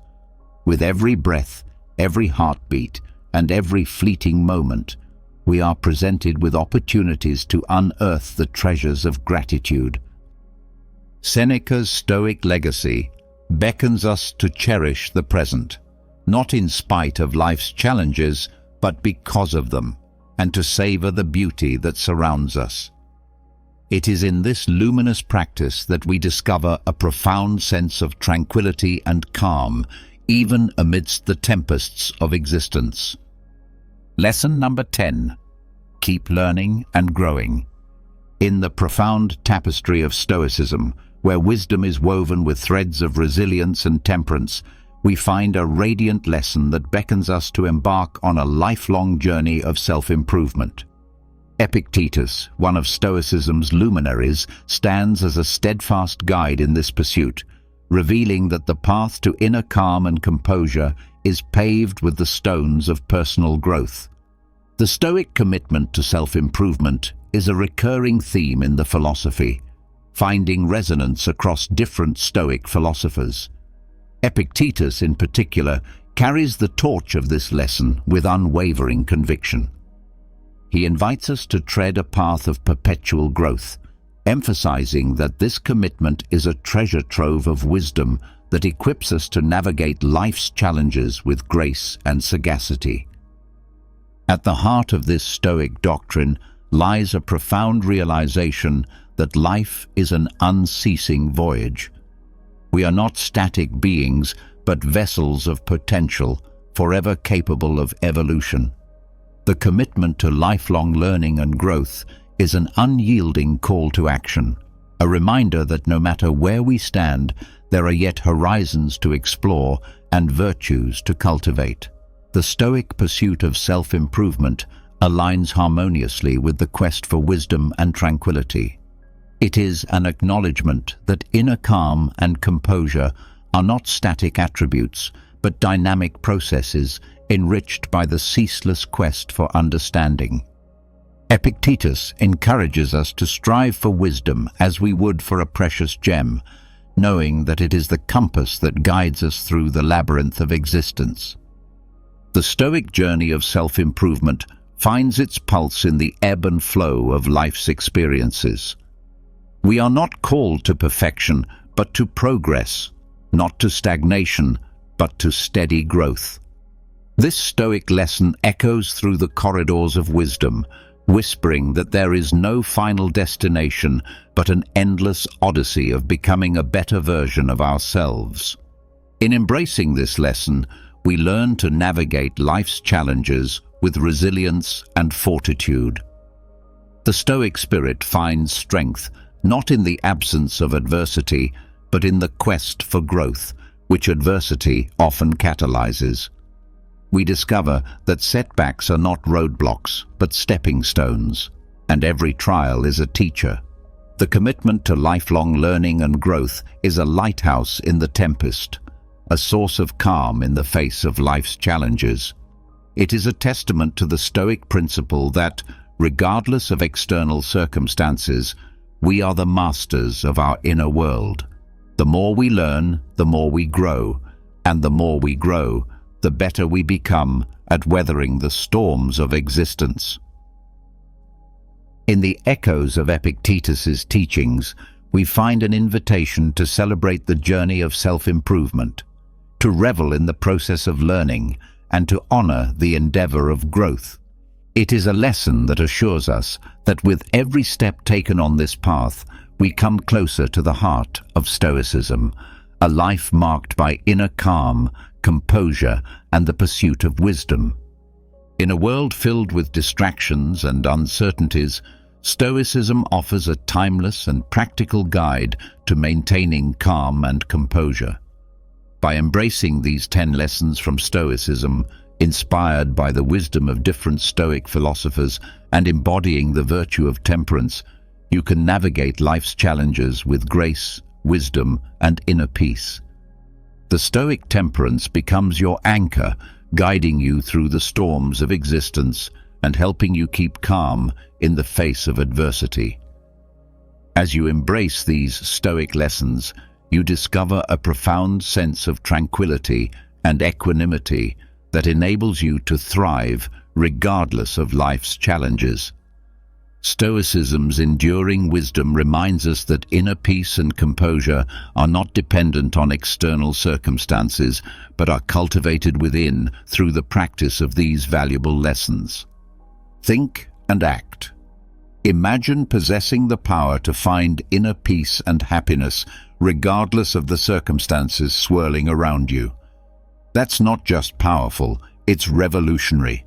It's about taking control, not of the world, but of something far more important and absolutely within our reach, our own minds. Stoicism teaches us resilience, gratitude, and the art of living a fulfilled life. But this isn't just a history lesson.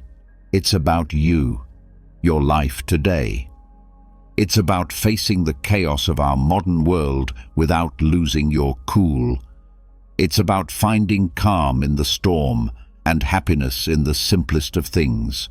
It's about transforming your mornings from something you dread into a powerful launchpad for a day filled with purpose and joy.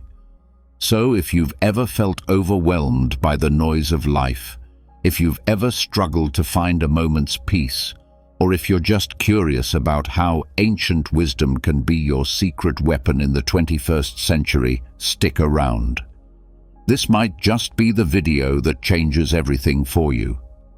Let's dive into the Stoic strategies that can help us craft not just a morning routine, but a life filled with intention, resilience, and true happiness. I implore you to give your full attention to this video from start to finish.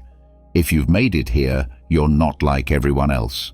You're a standout, someone who seeks depth and wisdom. Your dedication to absorbing this content in full sets you apart even further. This might sound like a fancy term, but it's actually a beautifully simple concept that comes from Japan. Find your ikigai, discovering purpose in every morning. It's about discovering that sweet spot where your passions, skills, societal needs, and what you can be paid for all intersect. It's your unique reason for being. Imagine waking up each morning fueled by a clear purpose that excites you, something that makes the thought of hitting snooze just irrelevant. Marcus Aurelius wasn't just about enduring life's hardships with a stiff upper lip.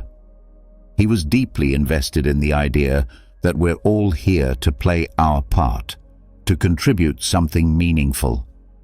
He urged us to approach each day as an opportunity to fulfill our role with integrity and passion. Now think about that in the context of ikigai. It's not just about finding what you love, it's about aligning it with what the world needs and what you're good at. That's where the magic happens. But how do you start uncovering your ikigai? It begins with some introspection. Ask yourself, what am I passionate about? What am I good at? What does the world need from me? What can I get paid for? It's okay if the answers don't come to you right away. This is about the journey, exploring different facets of your life and interests and seeing where they converge. This quest for your ikigai isn't just some fluffy, feel-good exercise. It's about setting the foundation for a life that's rich in meaning and satisfaction. When you align your daily actions with your deeper purpose, even the mundane tasks gain significance. Your relationships start to flourish because you're more present and engaged. Your creativity soars because you're aligned with your true passions. And overall happiness? Well, it becomes more of a constant companion than a fleeting visitor. So as you think about setting your alarm for tomorrow morning, consider what ikigai means for you. What could be so compelling that you'd leap out of bed, eager to start the day? Remember, this isn't about overnight transformation. It's a process, a gentle unfolding. And as Marcus Aurelius would remind us, it's about doing the work day by day with dedication and honor. Finding your ikigai isn't just about personal fulfillment, It's about embracing your role in the larger tapestry of life, contributing your unique thread to the ever-evolving human story. The ancient Stoics, particularly Marcus Aurelius, were big on the idea that our actions should be purposeful, not just random acts thrown into the wind, but deliberate steps guided by our inner compass. Prepare the night before, setting the stage for success. This philosophy extends beautifully into how we prepare for the day ahead, starting the night before. Here's the deal. The quality of your morning begins with how you spend your evening. It's tempting to binge-watch your favorite series until the wee hours or scroll through social media until your eyes blur.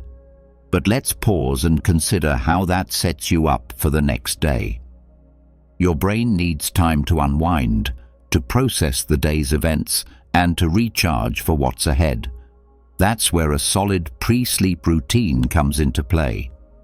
Imagine treating your evening routine with the same respect and intention as you would any other important aspect of your life. This isn't about rigid self-discipline that sucks the joy out of your evenings. It's about creating a space that supports your well-being and aligns with your goals for the next day. For instance, limiting screen time an hour before bed isn't about denying yourself relaxation. It's about giving your mind the cue that it's time to wind down, making it easier to fall asleep and wake up feeling refreshed. Planning a bit for the next day can also be a game changer. It could be as simple as jotting down your top 3 priorities for tomorrow. This act alone sets a clear direction, ensuring you wake up with a sense of purpose. And here's where the Stoic mindset really shines. It's about acknowledging what's within our control and letting go of what's not. We might not be able to control every detail of our day, but we can certainly influence how we start it. And let's not forget about some deep breathing or meditation to calm the mind. This practice isn't just fluff. It's a powerful tool that signals to your body it's time to rest. Inhaling deeply and exhaling slowly helps reduce stress, lower your heart rate, and prepare your body for a deep, restorative sleep. It's like pressing the reset button, ensuring you wake up not just physically refreshed, but mentally and emotionally as well. In today's always-on world, this might sound like a Herculean task, but it's absolutely vital for setting the tone of your entire day. Picture this. The first moments of your morning, untainted by the digital clamor of emails, social media notifications, or the buzzing news cycle.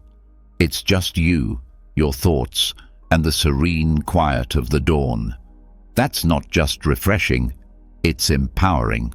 Marcus Aurelius was a strong advocate for living with intention and focus. He wasn't distracted by the notifications of ancient Rome.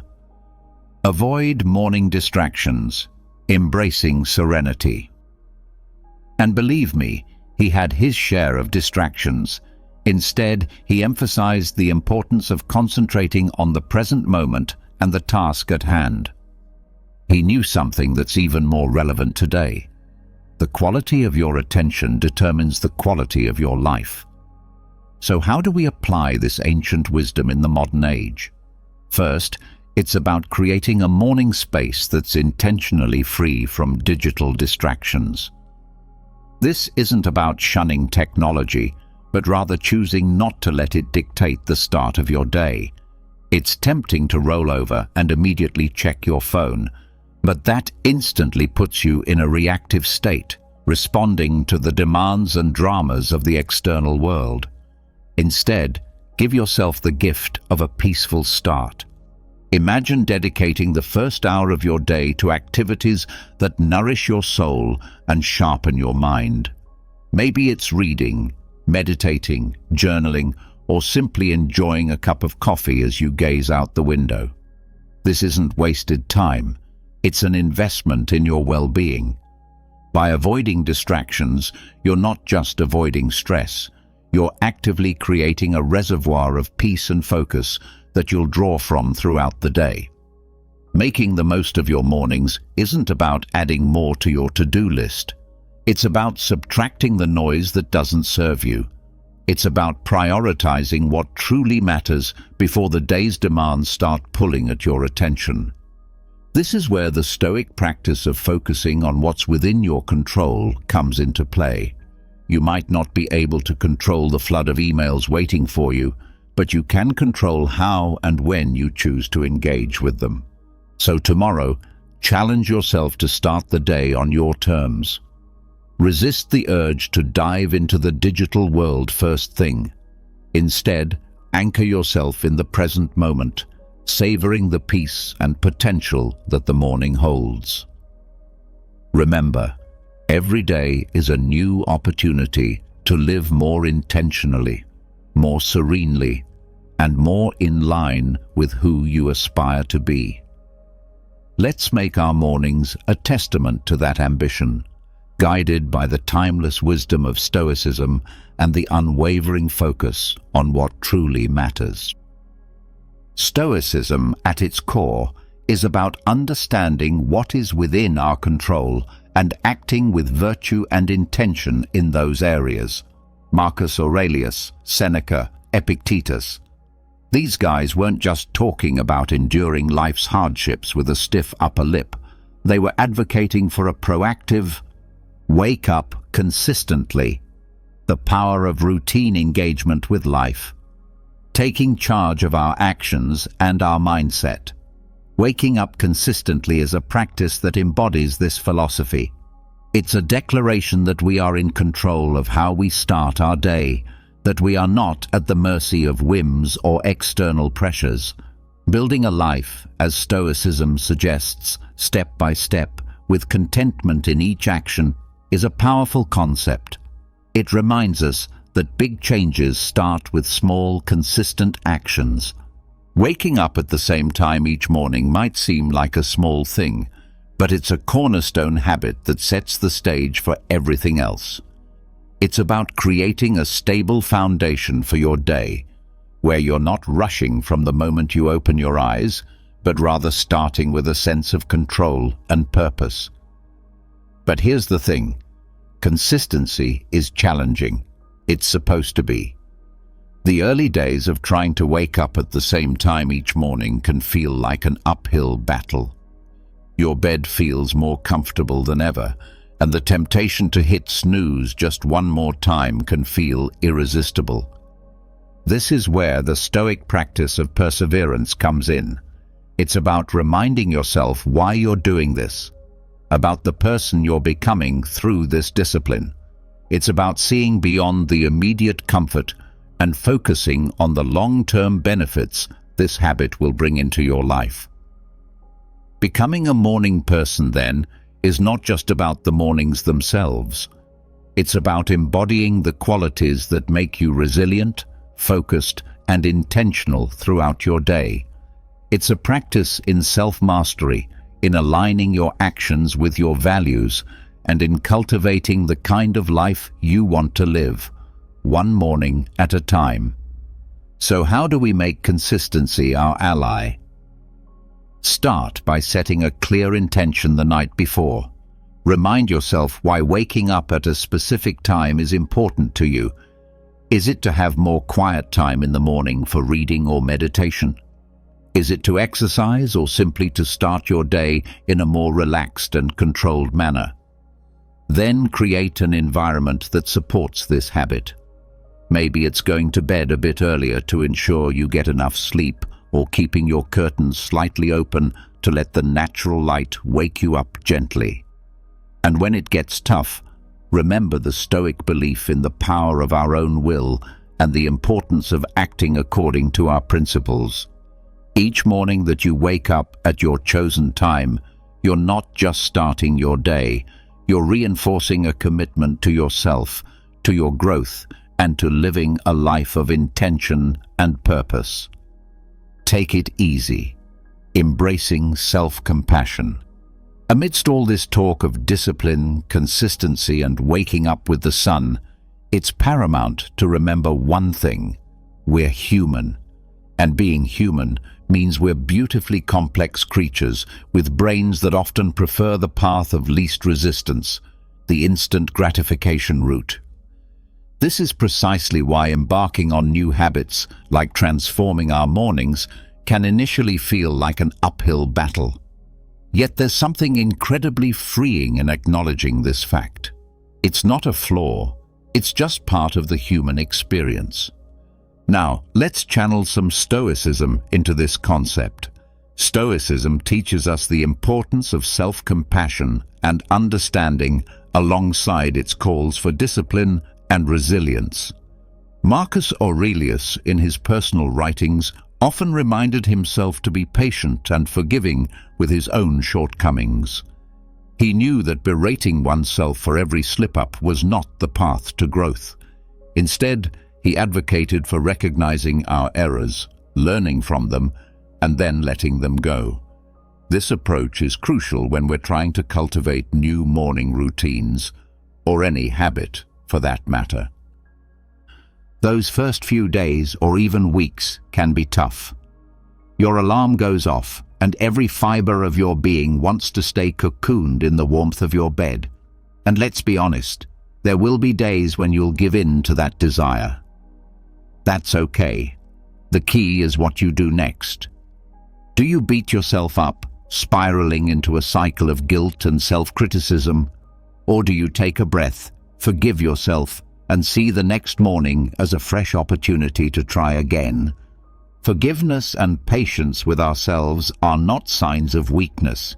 They're indicators of strength and wisdom. They mean we're in it for the long haul, ready to navigate the ups and downs with grace. This Stoic practice of self-compassion is about understanding our nature, working with it, and gently nudging ourselves towards the habits and life we aspire to. Moreover, taking it easy isn't about making excuses or allowing ourselves to perpetually fall short of our goals.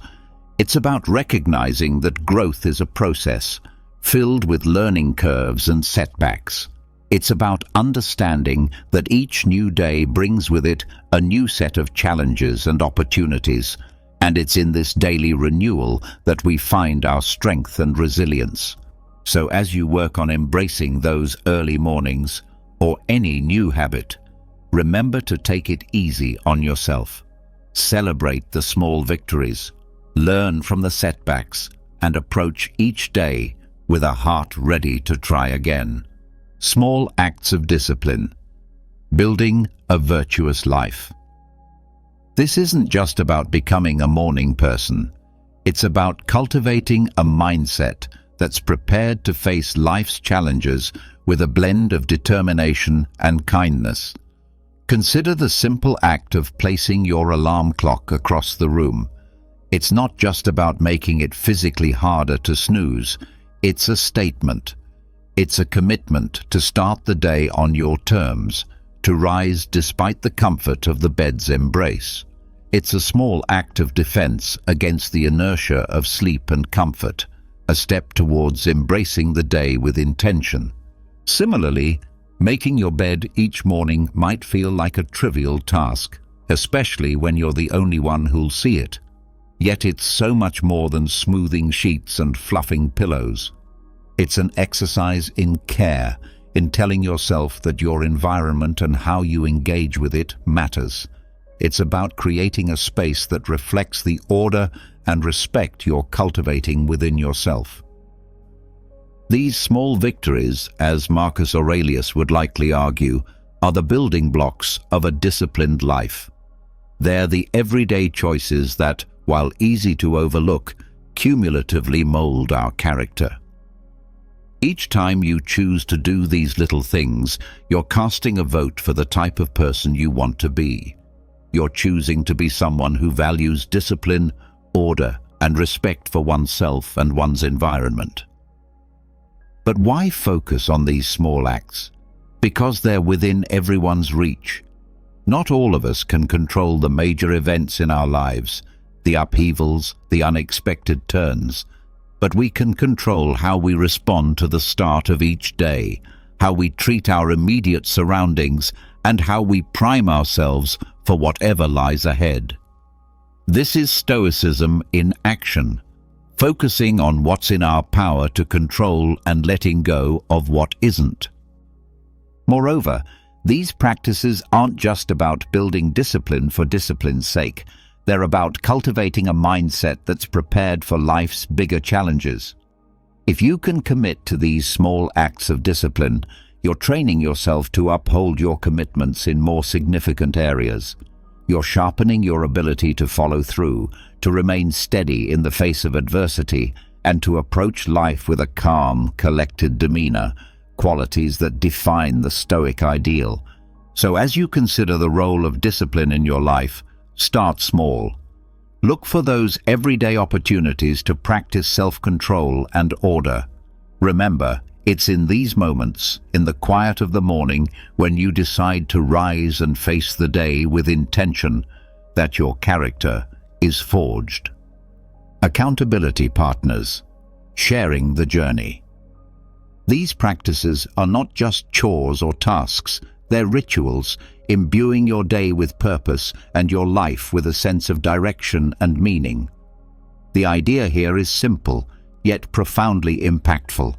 Sharing your goals with someone who not only supports you but also holds you accountable can significantly amplify your chances of success. It transforms a personal journey into a shared adventure, making the path to fulfilling your morning routine and ultimately your life's purpose less daunting and more enjoyable. Think of your accountability partner as your ally in the pursuit of self-improvement. This person is there to remind you of your commitments when the warmth of your bed feels too comforting to leave in the early hours. They're there to encourage you when progress seems slow and to celebrate your victories, no matter how small. This relationship is a two-way street. It's about mutual support and encouragement, grounded in the understanding that we're all striving to be the best versions of ourselves. The Stoics, including Marcus Aurelius, Seneca, and Epictetus, often emphasize the importance of community and relationships in the development of character and virtue. They believed in the power of wisdom shared, in learning from one another, and in the strength that comes from knowing you're not alone in your struggles. Finding an accountability partner in today's world is a nod to this timeless wisdom, recognizing that while the journey towards self-discipline and purpose is personal, it need not be solitary. Moreover, an accountability partner can help you see blind spots in your routine or approach that you might miss on your own. They can offer new perspectives and insights that can catalyze your growth in unexpected ways. This partnership is about more than just checking in to see if you woke up on time or followed through on your morning meditation. It's about engaging in meaningful dialogue about what's working, what isn't, and how you can both support each other in making adjustments. So how do you find this accountability partner? Look for someone who shares your commitment to growth and self-improvement. This could be a friend, a family member, or even a colleague. The key is to choose someone you trust, someone with whom you can be open and honest about your goals, struggles, and successes. Once you've found that person, be clear about what you're hoping to achieve and what kind of support you need. Set regular check-ins and be there for each other, offering encouragement, advice, and when necessary, a gentle nudge back on track. Memento mori, remembering the value of every day. Remember, finding an accountability partner is about more than just external motivation. It's about building a relationship that inspires and uplifts both of you. It's about creating a shared space where honesty, vulnerability, and mutual support are valued and nurtured. In this space, your morning routines and broader life goals become intertwined in a collective effort towards living a more intentional, disciplined, and fulfilling life. The Stoic practice of reflecting on mortality is a call to action, a prompt to live our lives with purpose and intention. It encourages us not to squander our time on trivialities, but to concentrate on creating a meaningful legacy. Every morning when we wake up, we're presented with a fresh opportunity to engage with life in a meaningful way, to contribute positively to the world around us, and to pursue personal growth and fulfillment. Marcus Aurelius, in his Meditations, often wrote about the fleeting nature of life, emphasizing the importance of living virtuously and making the most of the time we have. This wasn't meant to be somber. Rather, it was a liberating realization that freed him from petty concerns and allowed him to focus on his duties as emperor and as a human being striving for virtue. The idea is that by keeping the end in mind, we're more likely to live our lives with purpose and clarity, prioritizing the things and relationships that truly matter. Remembering death, in the context of our morning routines, transforms how we approach each day. It's not just another day, it's a day that we've been gifted, one that's not guaranteed to anyone. This realization can profoundly impact how we choose to spend our time, the activities we engage in, the relationships we nurture, and the legacy we strive to build. It's a reminder to live fully, to love deeply, and to leave the world a little better than we found it. Moreover, this Stoic practice helps us maintain perspective in the face of life's inevitable challenges and setbacks. When we remember that our time is limited, the daily annoyances and obstacles lose much of their power over us. We become more resilient, more focused on our long-term goals, and less likely to be derailed by temporary difficulties. It's a practice that fosters gratitude for the present moment and inspires us to make the most of it. So how can we incorporate this Stoic principle into our daily lives? It begins with a moment of reflection. Practice negative visualization, preparing for challenges. Each morning, consider the day ahead as a blank canvas, an opportunity to contribute positively to your life story and to those around you. Ask yourself, if this were my last day, would I be proud of how I'm choosing to spend it?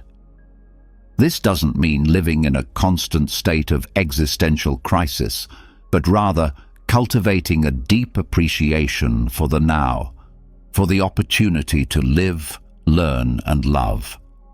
In embracing the Stoic practice of remembering death, we're not focusing on the end, but on the present and how we choose to live each day. It's a powerful antidote to complacency and a reminder to live our lives with intention, purpose, and gratitude. So let's greet each morning with the awareness that it is a gift, an opportunity to craft a life that's rich in meaning and aligned with our deepest values. This is the essence of living stoically, of making the most of our finite time in this world to create a legacy that endures. We're often told to focus on the positive, to visualize success and happiness in order to attract them into our lives. However, the Stoics, in their profound wisdom, offer a different perspective that's not only practical, but incredibly empowering. Negative visualization isn't about pessimism. Rather, it's a tool for resilience, preparation, and ultimately, greater appreciation of the present. The essence of this practice is to periodically imagine the challenges, losses, or difficulties you might face in life.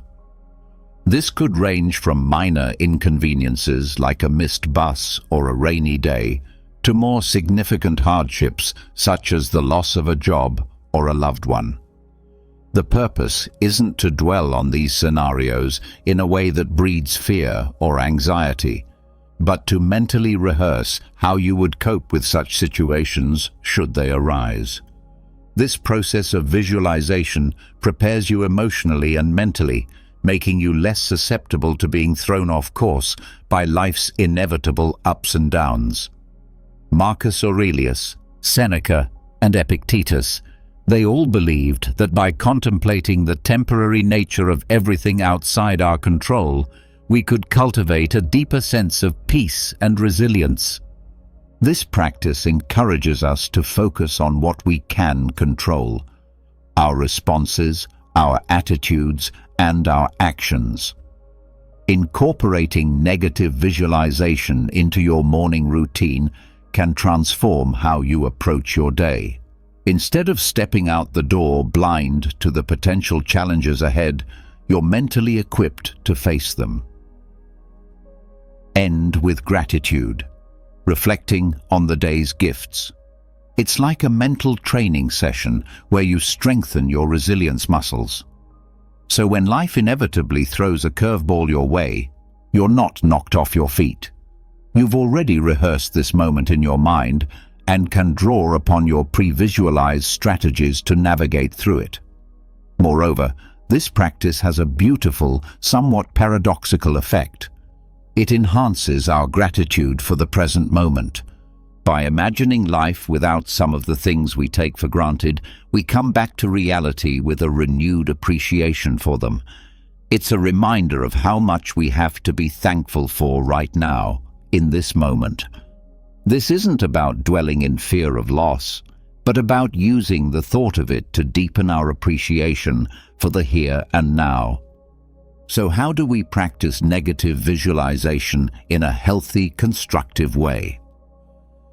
Start with a few moments in the morning to contemplate potential challenges of the day or broader future possibilities. Visualize how you would ideally respond, what strengths you would draw upon, what lessons you could learn, and how you could grow from the experience. Then let go of the visualization and proceed with your day, carrying with you a sense of preparedness and an enhanced appreciation for your current circumstances. Incorporating gratitude into our lives, especially as we end our day, can have a transformative impact on our well-being and outlook.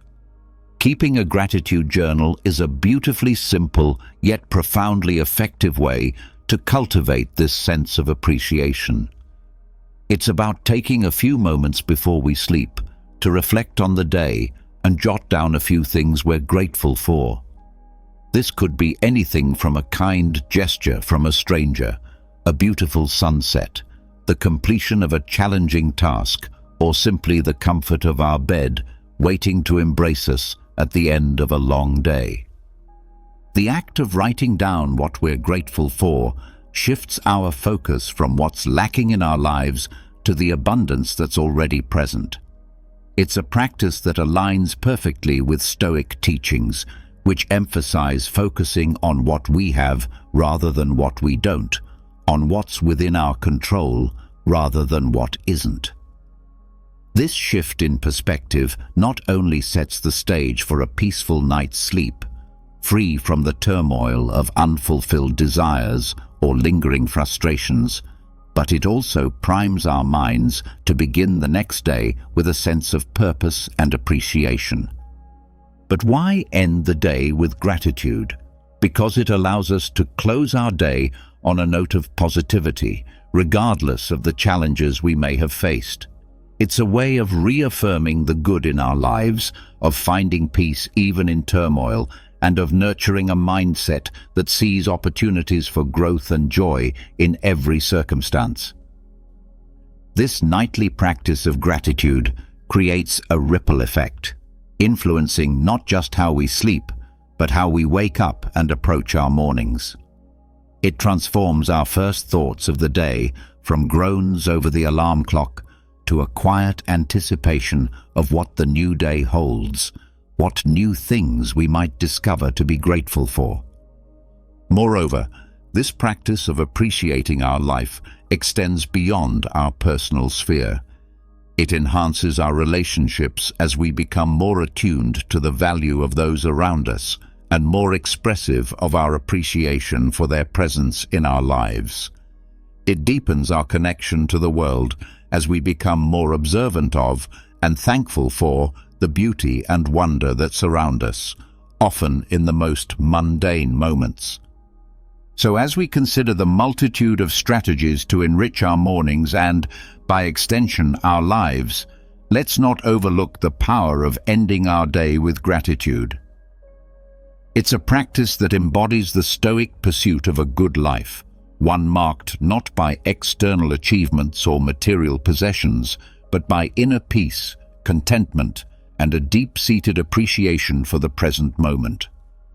As we wrap up this journey through the 10 strategies inspired by Stoicism, it's clear that each step, each practice, is more than just a task. It's a pathway to cultivating a life of intention, resilience, and profound gratitude.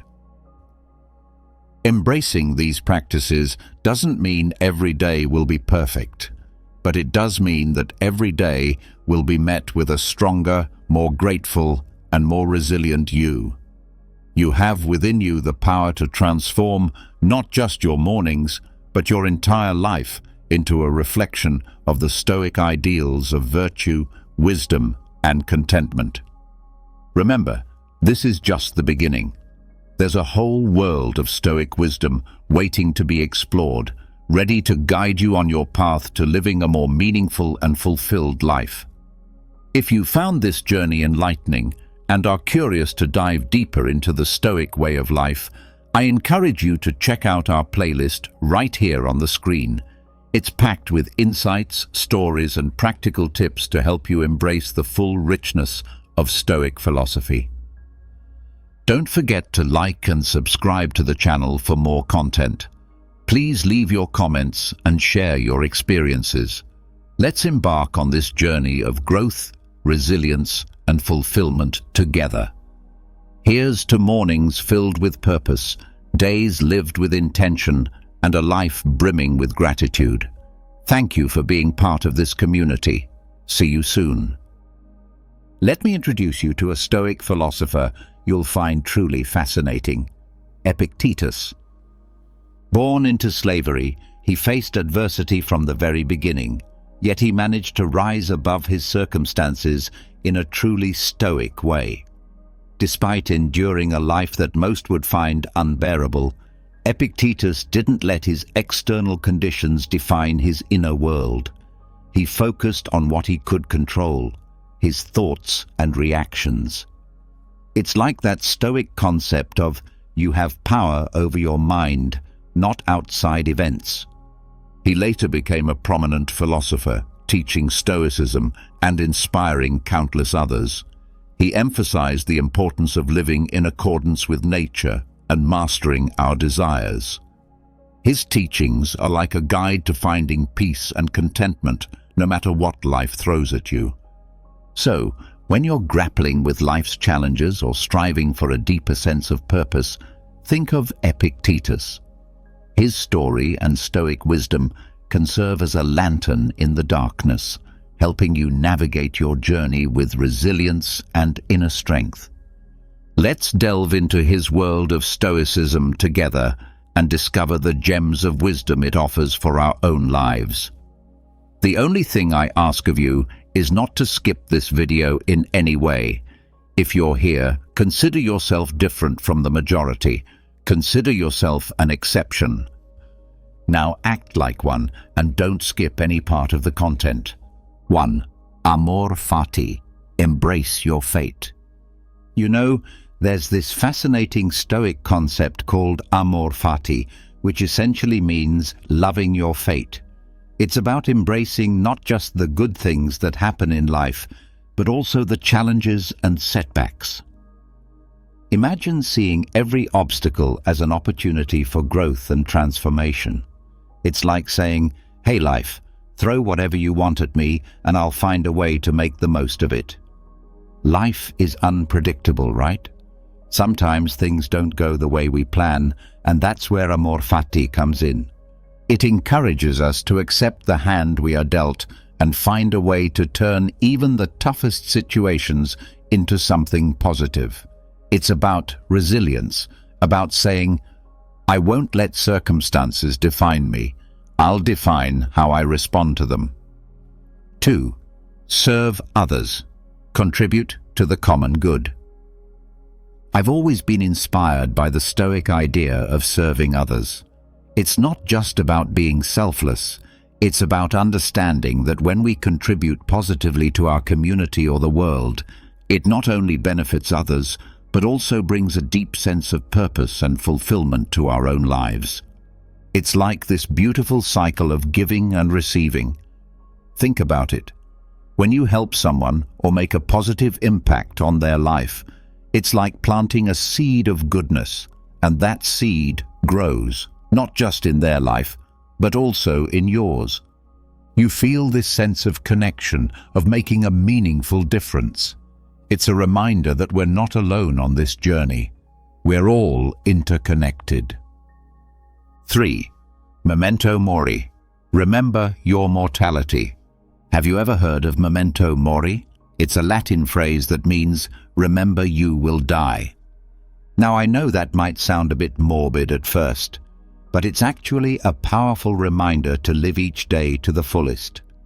Imagine waking up every morning with the thought that this day might be your last. It's a call to appreciate life, cherish moments, and make every day count. Memento mori isn't about dwelling on death.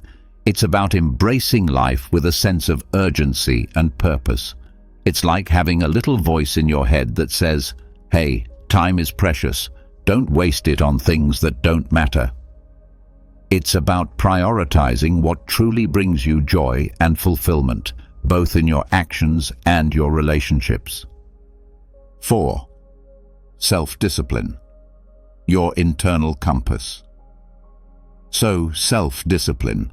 It's like having your own internal compass. It's the ability to stay on track and focused, especially when life throws distractions or temptations our way. It's about making choices that align with your long-term goals, even when the easy path might lead you astray. Think of it as the secret sauce to achieving your dreams. It's about taking consistent action, even when you don't feel like it. Self-discipline helps you build good habits, whether it's in your work, your health, or your personal growth. It's like having that friend who keeps you accountable to your best self. 5. Morning routine. Your blueprint for success. Picture your morning routine as the foundation of your day. It's that intentional time in the morning where you set the tone for how the rest of the day will unfold. Whether it's meditation, exercise, or simply planning your day, it's a way to start with purpose and clarity. A morning routine is like your daily blueprint for success. It's not about being rigid, but about creating a space for self-care and personal growth. When you start your day intentionally, it's amazing how it positively impacts your productivity and overall well-being. It's like giving yourself a head start in the marathon of life. 6. Essentialism. Simplify your life. Essentialism is all about simplifying your life. Think of it like decluttering not just your physical space, but also your mind. It's about recognizing what truly matters and focusing on that while letting go of unnecessary distractions. By doing this, you create space for what's important. Imagine your life as a room filled with various objects. Some are valuable, some are junk, and some are just taking up space. Essentialism is like going through that room, identifying the valuables, and getting rid of the clutter. It's about saying no to things that don't align with your values or goals, and yes to what truly matters. This practice brings clarity and a sense of purpose to your life. 7. Adaptability. Embrace change. Life can be unpredictable, right? So adaptability is like your superpower in dealing with change. It's about being flexible and finding new ways forward when things don't go as planned. Instead of getting stuck, you pivot and make the most out of challenging situations. Think of it as being like a bamboo tree in a storm. It bends and sways with the wind, but doesn't break. Adaptability is about not resisting change, but embracing it as an opportunity for growth. It's a mindset that says, I can handle whatever life throws my way. It helps you thrive in a world that's constantly evolving. 8. Action over information, turning dreams into reality. Imagine having all this knowledge but never applying it. Action is where the magic happens. It's about taking that first step, even if it's a small one, instead of just accumulating information. It's how you turn your dreams into reality. Think about it like this. Imagine you have a treasure map with all the clues to find a hidden treasure. Knowing the map exists is one thing, but taking action to follow the clues and unearth the treasure is another. Action transforms potential into tangible results. It's like having the courage to set sail in search of your dreams rather than just reading about distant lands. 9. Tolerant with others, strict with yourself, balancing compassion and self-improvement. This one's all about balance. It's about being patient and understanding when dealing with others, but also holding yourself to high standards for personal growth. It's like being kind to others, but also pushing yourself to be the best version of yourself. Balancing tolerance with self-discipline can be a delicate dance. It's about recognizing that we're all on our unique journeys, and sometimes people may not meet our expectations. Instead of judgment, it's about offering understanding and support. At the same time, it's essential to set high standards for your own growth and development. It's like being a friendly coach to yourself, nudging you to reach your full potential. 10. Resilience, bouncing back from life's challenges. You know life can throw some pretty tough punches, right? That's where resilience comes in. It's like having a strong, flexible backbone that helps you bounce back from setbacks and tough times. Instead of seeing obstacles as roadblocks, you see them as opportunities for growth. It's about developing that mental toughness to face adversity head-on and come out even stronger. 11. Empathy, understanding others. Ever thought about what it's like to walk in someone else's shoes? That's what empathy is all about. It's the ability to truly understand and share the feelings of another person. It's like saying, I see you, I hear you, and I'm here for you. Empathy fosters deep connections with others and helps us navigate the complexities of human relationships with compassion and kindness. 12. Mindfulness, being present in the moment. You ever catch yourself worrying about the past or stressing about the future? Mindfulness is the antidote. It's about being fully present in the moment, appreciating the here and now. It's like savoring the flavors of a delicious meal or feeling the warmth of the sun on your skin during a walk. Mindfulness brings a sense of calm and clarity to your life, helping you break free from the grip of anxiety and stress. 13. Purpose, guiding your life. Have you ever wondered, what's my purpose? Purpose in life. It's a big question, but Stoicism offers guidance. Your purpose is like your North Star, guiding your decisions and actions. It's like having a mission that gives your life meaning and direction. It's about waking up every day with a sense of why you do what you do. Purpose fuels your passion and drive, helping you overcome challenges with determination. 14. Continuous learning, never stop growing. Think about life as a never-ending journey of growth and learning. Stoicism encourages us to never stop seeking knowledge. It's like saying, I'm a student of life and there's always something new to discover. Continuous learning keeps your mind sharp, your horizons broad, and your perspective fresh. It's like adding vibrant colors to the canvas of your life story. 15. Gratitude, counting your blessings. Have you ever stopped to think about all the things you're grateful for? Gratitude is like a warm hug for your soul. It's about recognizing and appreciating the people, experiences, and things that enrich your life. It's like saying, thank you, universe, for all these beautiful moments. Gratitude shifts your focus from what you lack to what you have, filling your heart with contentment. 16. Patience, mastering the art of waiting. In a fast-paced world, patience is like a rare gem. It's the ability to wait calmly without getting frustrated. It's like standing in a long line at the grocery store and not feeling the need to rush. Patience is a valuable skill that helps you maintain composure when faced with delays or challenging situations. It's like having a superpower that keeps stress at bay. 17. Kindness, small acts, big impact. You know, small acts of kindness can have a significant impact on someone's day. Kindness is like sprinkling a little magic wherever you go. It's about being considerate and compassionate, not just to others, but also to yourself.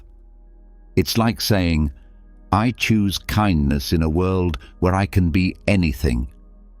Kindness creates a ripple effect of positivity that spreads far and wide. 18. Courage, facing your fears. We all feel afraid sometimes. That's completely normal. But courage is like stepping into the arena despite your fears.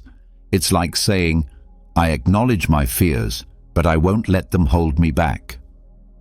Courage empowers you to face challenges head-on, whether it's speaking up for what you believe in or pursuing your dreams. It's like having a fierce inner warrior. 19. Simplicity, less is more. Have you ever noticed that simplicity can be incredibly freeing? It's about decluttering not just your physical space, but also your mind. Simplicity is like Marie Kondoing your life. It's about letting go of what doesn't serve you and focusing on what truly matters. Simplicity reduces overwhelm and brings a sense of calm and clarity. 20th, honesty, the foundation of trust. Honesty is like the sturdy foundation of a house. It's the basis of trust and integrity in all your relationships. Being honest means being truthful in your words and actions, even when it's difficult. It's like saying, I value honesty and I'll stand by it. Honesty builds trust, and trust builds strong connections with others. 21. Healthy lifestyle, caring for your body and mind. Think of your body and mind as a temple. A healthy lifestyle is like giving that temple the care and respect it deserves. It's about regular exercise, a balanced diet, and self-care. Taking care of your physical and mental health not only makes you feel better, but also equips you to face life's challenges with vitality. 22. Forgiveness, letting go of resentment. You ever held on to a grudge and felt like it was a heavy burden? Forgiveness is like setting yourself free from that weight. It's about letting go of anger and resentment toward others. Forgiveness isn't about condoning someone's actions. It's about releasing yourself from the emotional chains of the past. It's like saying, I choose peace over holding on to pain. 23. Respect, treating others with dignity. Respect is like the golden rule. treat others how you want to be treated.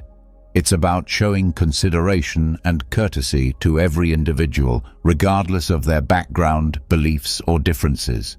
Respect fosters harmony and understanding in a diverse world. It's like saying, I honor the inherent worth of every person. 24. Optimism, a brighter perspective.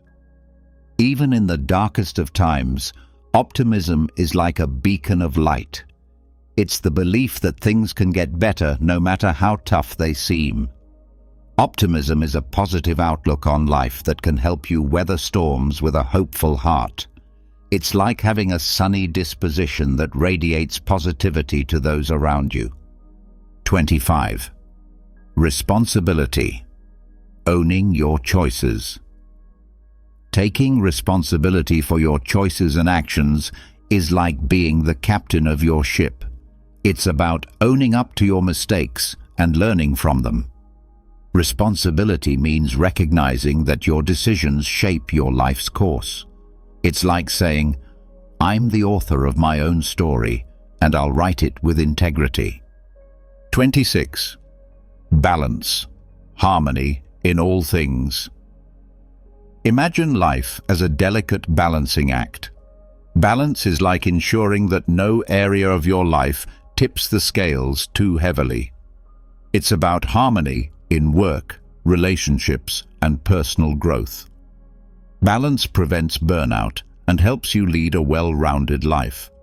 It's like saying, I'll juggle my priorities to maintain equilibrium. 27.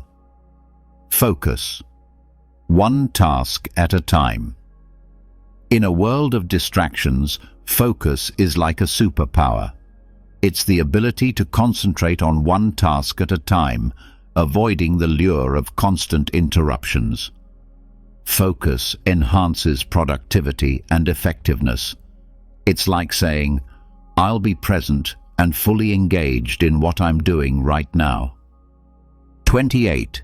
Humility, embracing your imperfections. None of us are perfect, right? That's where humility comes in. It's like saying, I'm flawed, and that's okay. Humility is about recognizing your limitations and acknowledging that you don't have all the answers.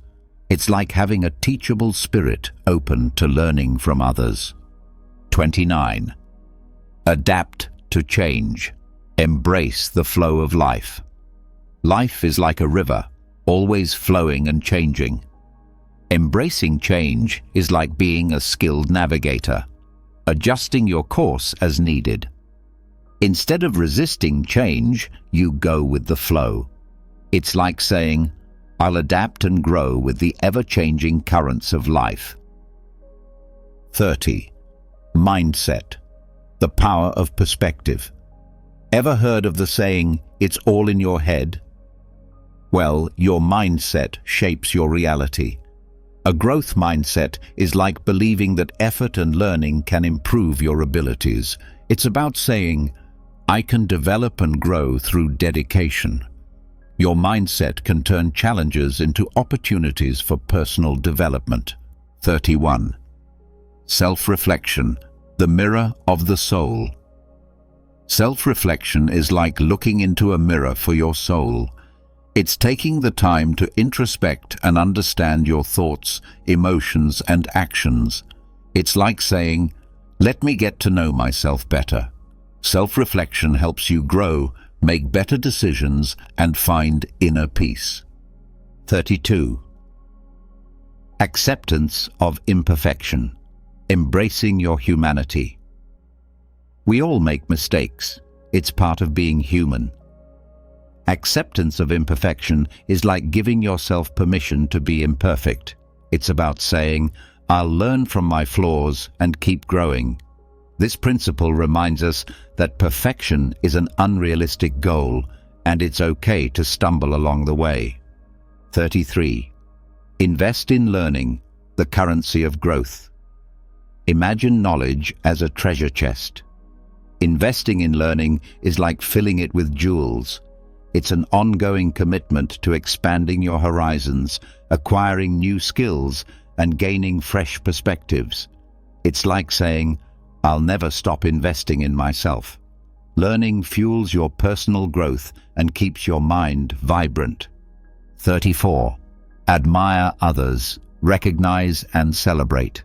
It's easy to admire someone's talents or achievements, right? Admiring others is like appreciating a beautiful piece of art. It's about recognizing and celebrating the qualities, skills, or accomplishments of those around you. It's like saying, "I see your greatness and I honor it." Admiration builds positive connections and encourages a supportive community. 35. Love unconditionally. A heart without conditions. Unconditional love is like an endless wellspring of affection. It's about loving someone deeply without any expectations or conditions. It's like saying, "I love you for who you are, no matter what." This principle fosters profound connections and brings a sense of warmth and belonging. 36. Cultivate relationships, nurturing bonds. Just as a garden needs care to thrive, relationships require cultivation. Cultivating relationships is like tending to a beautiful garden. It's about investing time and effort in nurturing connections with family, friends, and loved ones. It's like saying, "I value our bond, and I'll make an effort to strengthen it." Building meaningful relationships enriches your life and brings joy. 37. Punctuality, respecting time. Time is a precious resource, and punctuality is like a gesture of respect. Being punctual means valuing not only your time, but also the time of others. It's like saying, "I honor our commitments by being on time." Punctuality enhances reliability and builds trust in your relationships. 38. Graciousness, poise and elegance. Graciousness is like a graceful dance in social interactions. It's about maintaining your composure even in challenging situations. It's like saying, "I'll respond with grace and poise." Graciousness radiates a sense of elegance and maturity, enhancing your interactions with others. 39. Savor moments. Find joy in the present. Life is filled with precious moments, and savoring them is like sipping fine wine slowly. It's about fully enjoying and appreciating the small, beautiful moments that often go unnoticed. It's like saying, "This moment is a gift, and I'll savor it." Savoring brings a deeper sense of contentment and mindfulness to your life. 40. Environmental awareness, caring for our planet. Our planet is our home, and environmental awareness is like being a responsible caretaker. It's about making conscious choices to reduce your carbon footprint and protect the environment. It's like saying, "I'll do my part to preserve the Earth for future generations." Environmental awareness contributes to a sustainable and healthier world. 41. Generosity, a heart of giving. Generosity is like an overflowing fountain of kindness. It's about freely sharing your resources, whether it's time, money, or support, with others without expecting anything in return. It's like saying, "I'll spread love and abundance to those in need." Generosity fosters a sense of community and goodwill. 42. Inner peace, harmony within. Inner peace is like having a calm oasis in the midst of life's storms. It's the ability to maintain tranquility and serenity even when faced with challenges. It's like saying, "I'll find solace and clarity in the depths of my being." Inner peace enhances your resilience and emotional well-being. 43. Integrity, the pillar of trust. Integrity is like an unwavering pillar of trustworthiness. It's about aligning your actions with your values and being honest, even when no one is watching. It's like saying, "I'll stand by my principles and do what's right." Integrity builds trust and respect in your personal and professional relationships. 44. Calmness. Navigating storm with poise. Calmness is like a steady hand at the helm during turbulent times. It's the ability to maintain composure and grace under pressure. It's like saying, "I'll keep a clear mind and steady heart in the face of chaos." Calmness enhances your decision-making and leadership qualities. 45. Curiosity. Eyes wide open. Curiosity is like a constant thirst for knowledge and understanding. It's the desire to explore, learn, and ask questions about the world around you. It's like saying, "I'll remain open to new ideas and endless possibilities." Curiosity keeps your mind engaged and fosters continuous growth. 46. Empowerment. Unleash your potential. Empowerment is like a wellspring of inner strength and confidence. It's about recognizing your own abilities and using them to achieve your goals and make a positive impact. It's like saying, "I'll harness my potential to create positive change." Empowerment helps you overcome obstacles and challenges. 47. Resourcefulness. Adapting and thriving. Resourcefulness is like a Swiss Army knife for life's challenges. It's the ability to find creative solutions and make the most out of limited resources. It's like saying, "I'll adapt and find innovative ways to overcome obstacles." Resourcefulness enhances your problem-solving skills. 48. Vulnerability. Open heart, open connections. Vulnerability is like opening your heart and allowing others to see your authentic self. It's about being honest and transparent, even when it feels uncomfortable. It's like saying, "I'll embrace my imperfections and connect on a deeper level with others." Vulnerability fosters genuine relationships and trust. 49. Balance. Mind, body, spirit. Harmony. Balance in mind, body, and spirit is like orchestrating a symphony of well-being. It's about ensuring that your mental, physical, and spiritual health are in harmony. It's like saying, "I'll nourish all aspects of my being for a holistic and fulfilling life." Balance promotes overall wellness and happiness. 50. Mindful consumption. Conscious choices. Mindful consumption is like being a discerning curator of your own life. It's about making conscious choices in what you consume, whether it's food, media, or products, with an awareness of their impact on your well-being and the environment. It's like saying, "I'll choose wisely, aligning my values with my choices." Mindful consumption promotes personal and global sustainability. Before we wrap up this exploration of Stoic principles, I want to express my heartfelt thanks for joining us on this journey. Your time and engagement mean a lot to us. If you found these Stoic principles valuable, please consider leaving a comment to share your thoughts and experiences. Your feedback is greatly appreciated, and if you enjoyed this content, a simple like goes a long way in supporting us and letting us know you'd like to see more of it. If you haven't already, subscribing to our channel ensures you'll stay updated with future content, including more insights into wisdom, philosophy, and personal growth. Thank you once again for being a part of this journey, and we look forward to sharing more wisdom with you in the future. Until next time, may you find fulfillment and wisdom on your own path of personal growth. Unfortunately, the art of silence has been lost in our busy world. where noise and talk are always present.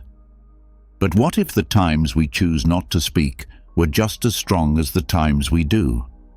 How often do we stop and think about what our quiet means?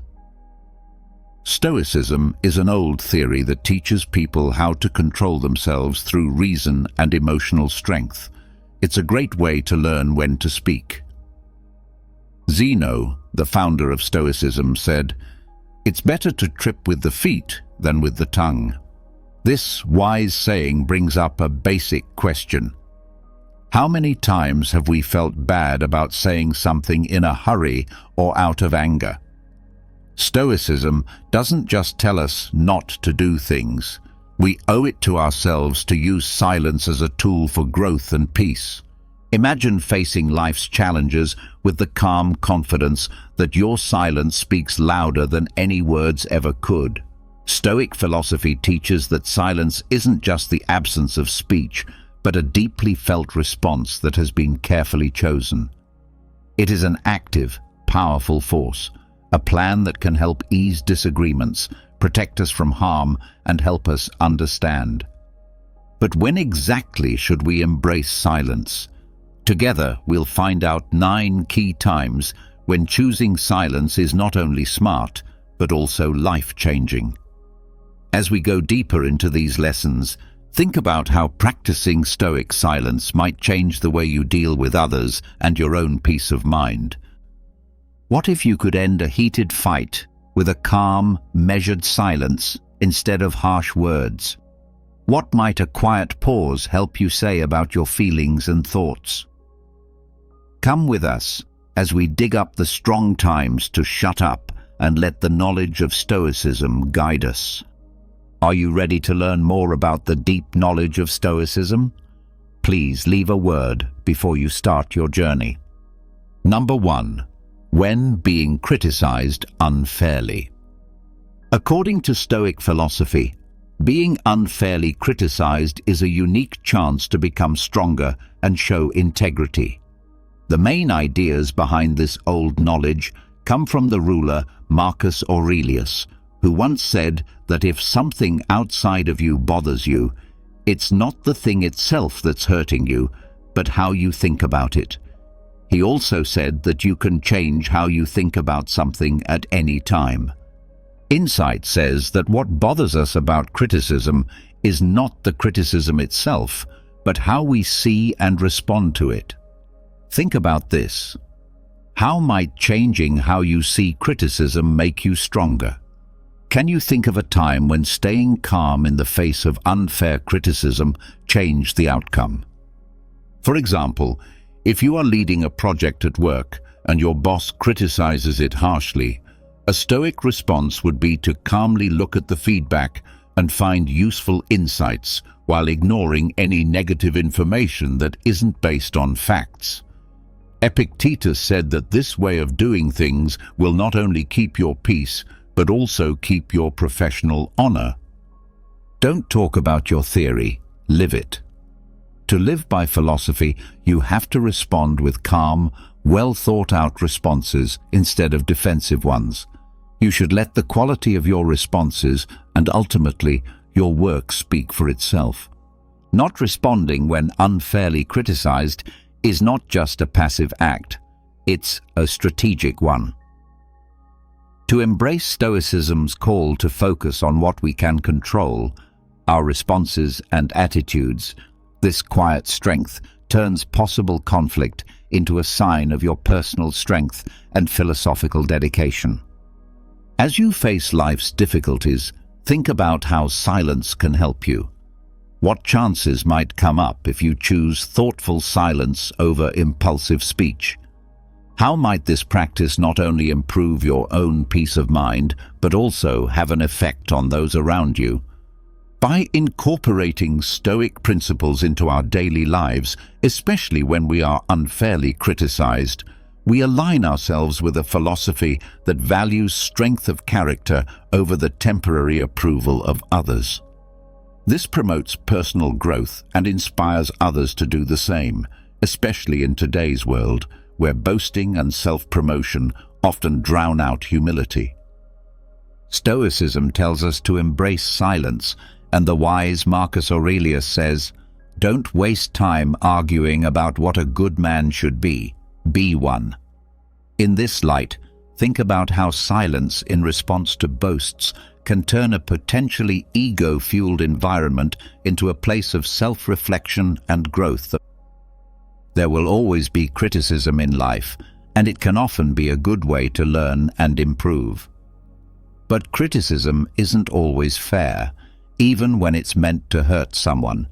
In these kinds of scenarios, it can be hard to stay calm and act in the right way. Stoicism, a theory that began in ancient Greece, has timeless advice on how to handle rude criticism with class and grace. By following Stoic ideas, we can turn bad things that happen to us into chances to grow as people and become stronger inside. What matters is not what happens to you, but how you react to it. This is the Stoic principle. Epictetus advised taking a moment to think about what to say when someone criticizes you unfairly. This keeps you from acting on impulse and gives you time to think about what's going on without getting upset. Marcus Aurelius reminded us that we control our minds, not events outside of them. Understanding this truth makes us stronger. Unfair feedback only reflects the reviewer's feelings or thoughts, not your actual worth or abilities.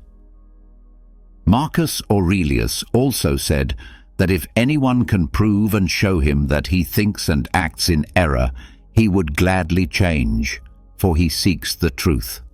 There may be a small amount of truth in even the most unfair judgment.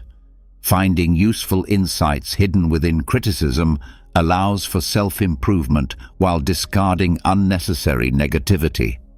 Epictetus taught that one must first learn the meaning of what they say before speaking. When someone criticizes you unfairly, staying calm and polite is essential. This shows strength and self-control while preventing unnecessary escalation. A calm response often neutralizes hostility and reflects maturity. Marcus Aurelius urged people to stop wasting time arguing about what a good man should be and instead focus on being one. Rather than dwelling on unfair criticism, redirect your energy toward your personal goals and self-improvement. You can rise above the bad things that happen and keep moving forward on your road by focusing on your own growth and virtues. It can be hard to deal with unfair criticism, but if you follow Stoic principles, you can turn these situations into chances to grow and become stronger. Remember to take a moment to think. Separate the criticism from your own worth. Look for any sliver of truth. Reply with coolness and respect, and keep your attention on your own growth. In this way, you live up to the Stoic ideal of staying calm and strong inside, even when things are hard outside.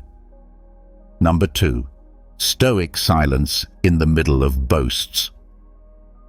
Imagine you're at a networking event where a co-worker is bragging too much about their recent raises and fancy lifestyle. You might want to counter their bravado with your own accomplishments. Stoicism teaches us the power of restraint. If you choose quiet, you keep your cool and let other people's words show you who they are. This way, you can save your energy for deeper conversations. This method not only protects your honor, but it also makes you look like someone who is sure of their own achievements and doesn't need outside approval. In this theory, silence is not a sign of passivity. Instead, it is a sign of strategic silence that shows knowledge and confidence. Another wise Stoic says, "He who does not wish to be outnumbered by greater benefits should not return one benefit with another. He should return many at once." In real life, this means that you should not respond to empty boasts with words, but with the quiet grace of your actions and the quality of your character. How often do you find yourself responding to someone else's success story with one of your own? What might happen if you instead chose to listen fully, acknowledging their accomplishments with a nod or a smile, while keeping your attention on your own virtues and goals? Accepting Stoic quiet in the middle of boasts is a way to live a life not marked by competition, but by happiness and inner success. It creates an atmosphere where one can thrive peacefully and successfully based on genuine self-worth rather than comparative measures. Please think about this lesson and use what you've learned in your daily life. How could accepting quiet make your life and relationships better? Please write about your ideas and stories in the space below. Let's work together to make each other's lives more peaceful and happy. Number 3. When dealing with anger. When we're angry, it can feel like a wild storm that can sweep away all reason and calm. But in the middle of this storm, Stoic philosophy offers a safe place to be, a moment of silence that helps us deal with these strong feelings. Epicurus, a famous Stoic figure, said to keep quiet most of the time and only speak when you have to. Now imagine a day at work when a co-worker's mistake causes you hours of extra work. Your first instinct might be to lash out in anger, but what would happen if you chose silence instead? By not reacting in anger, you give yourself time to think about the situation more objectively. This pause can stop the conflict from getting worse and lead to constructive solutions instead of heated arguments. Think about it. How often has reacting quickly in anger made you think about what could be different if you took a moment to calm down before speaking? Marcus Aurelius, another well-known Stoic, gives advice in his writings. How much worse are the results of anger than the things that make people angry? This thought makes us think about what happens after we get angry. Most of the time, the effects of an angry outburst are worse than the thing that made us angry in the first place. Think about Nelson Mandela, a famous leader who, even though he had been jailed for years, decided to forgive his abusers instead of getting angry. This decision not only improved his own life, but also led a country to reconciliation. For example, using silence when you're angry doesn't mean hiding your feelings. It means choosing a response that is in line with your best self. This practice not only improves your own peace, but also leads to better relationships and a more successful life. As you deal with the inevitable frustrations of daily life, remember that silence can be your sanctuary, a place where wisdom rules. Adopt it, and you may find that the quiet response is not only the most profound, but also the most powerful. Anger is a normal feeling that everyone has at some point in their lives. On the other hand, anger that isn't under control can hurt relationships and your own health. Stoicism teaches useful ways to control anger by focusing on self-control, clear thought, and inner peace. Figure out the cause. Look at your triggers to figure out what exactly makes you angry. Is it a person, a setting, or a certain event? Self-reflection. Think about why these things really set you off. Our assumptions and ideas about things often play a big role. Acceptance. Know that you can't change the things that happen in the outside world. What you can change is how you react to these things. Practice being mindful. Keep your mind on the present time instead of focusing on past problems or worries about the future. Exercises for deep breathing. When you feel angry, do exercises for deep breathing to calm your mind and body. Pause and think before you respond. Stop and think about what will happen if you do something. Change your point of view. Try to see things from the other person's point of view to show empathy. Seeing things from their point of view can help you feel less angry. Change the way you see it. Think about how a Stoic philosopher would see things. Would they think it was unimportant or important? Focus on solutions. Instead of dwelling on the issue at hand, think of useful ways to handle it. Build emotional strength. Learn to control yourself. Remind yourself that you can choose how to react. Use self-control and patience. Emotional detachment. Learn to control yourself. Remind yourself that you can choose how to react. Use self-control and patience. Emotional detachment. Learn to separate your feelings from what's going on. Take a step back and look at it objectively instead of personally. Get stronger inside. Do things that help you deal with your emotions, like exercising, writing in a book, or meditating. Use your anger in a healthy way. Positively channel your energy. Instead of being angry, put your energy into things that will help you, like working out or making art. Learn and grow. Use your anger as a chance to learn more about yourself and change how you respond in the future. How to communicate well. Talk about how you feel in a cool and confident way without being hostile or angry. Managing your anger well is important for your health and the health of your relationships. You can turn anger into a good force by getting to the bottom of it, practicing mindfulness, changing your point of view, building mental strength, and finding healthy ways to use your anger.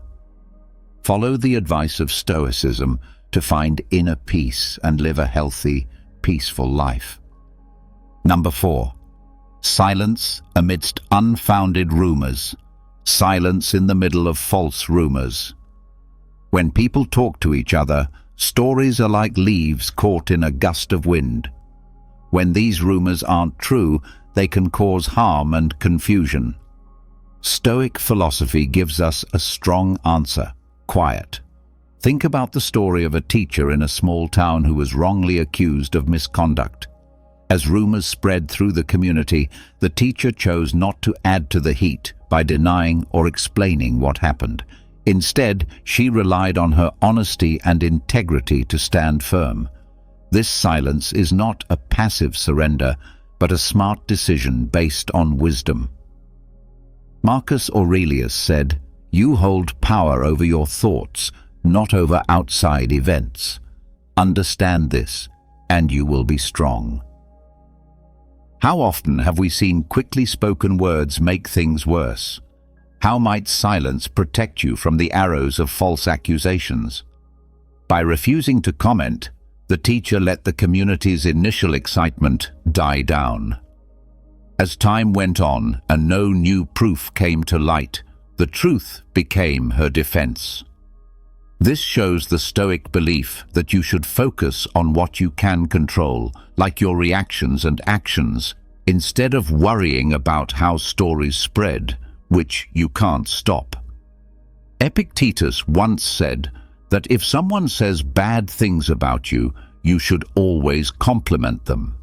This counterintuitive method says that reacting to negativity with positivity, or in this case, silence, can stop and change the course of unproductive interactions. When false accusations are made, speaking quietly can show respect and trust in the truth.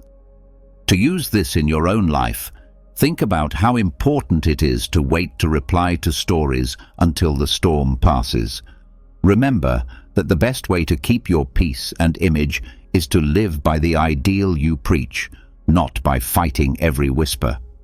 In these kinds of situations, staying quiet isn't just a way to protect yourself, it's also a way to show your dedication to Stoic principles. So, as you deal with the difficulties of personal and professional relationships, let Stoic silence lead you through the chaos of false rumors, finding in it the way to a peaceful, happy, and successful life. Number 5. How to deal with loss. How do you deal with the utter silence that follows a major loss? Loss is a common human experience that often leaves a void filled with sadness and confusion. But Stoicism has a unique way of dealing with pain. For example, C.S. Lewis, a famous author who wrote about his grief after losing his wife in the book A Grief Observed, says, "The pain I feel now is the happiness I had before." This is a very Stoic way of thinking. Stoics believe that our experiences are part of a bigger natural flow of life, and that loss and love will always go hand in hand. Seneca, a famous Stoic philosopher, has a lot to say about this subject. "The day we worry will be our last is actually the birthday of eternity." How might your response to loss change if you see it as a shift instead of an end?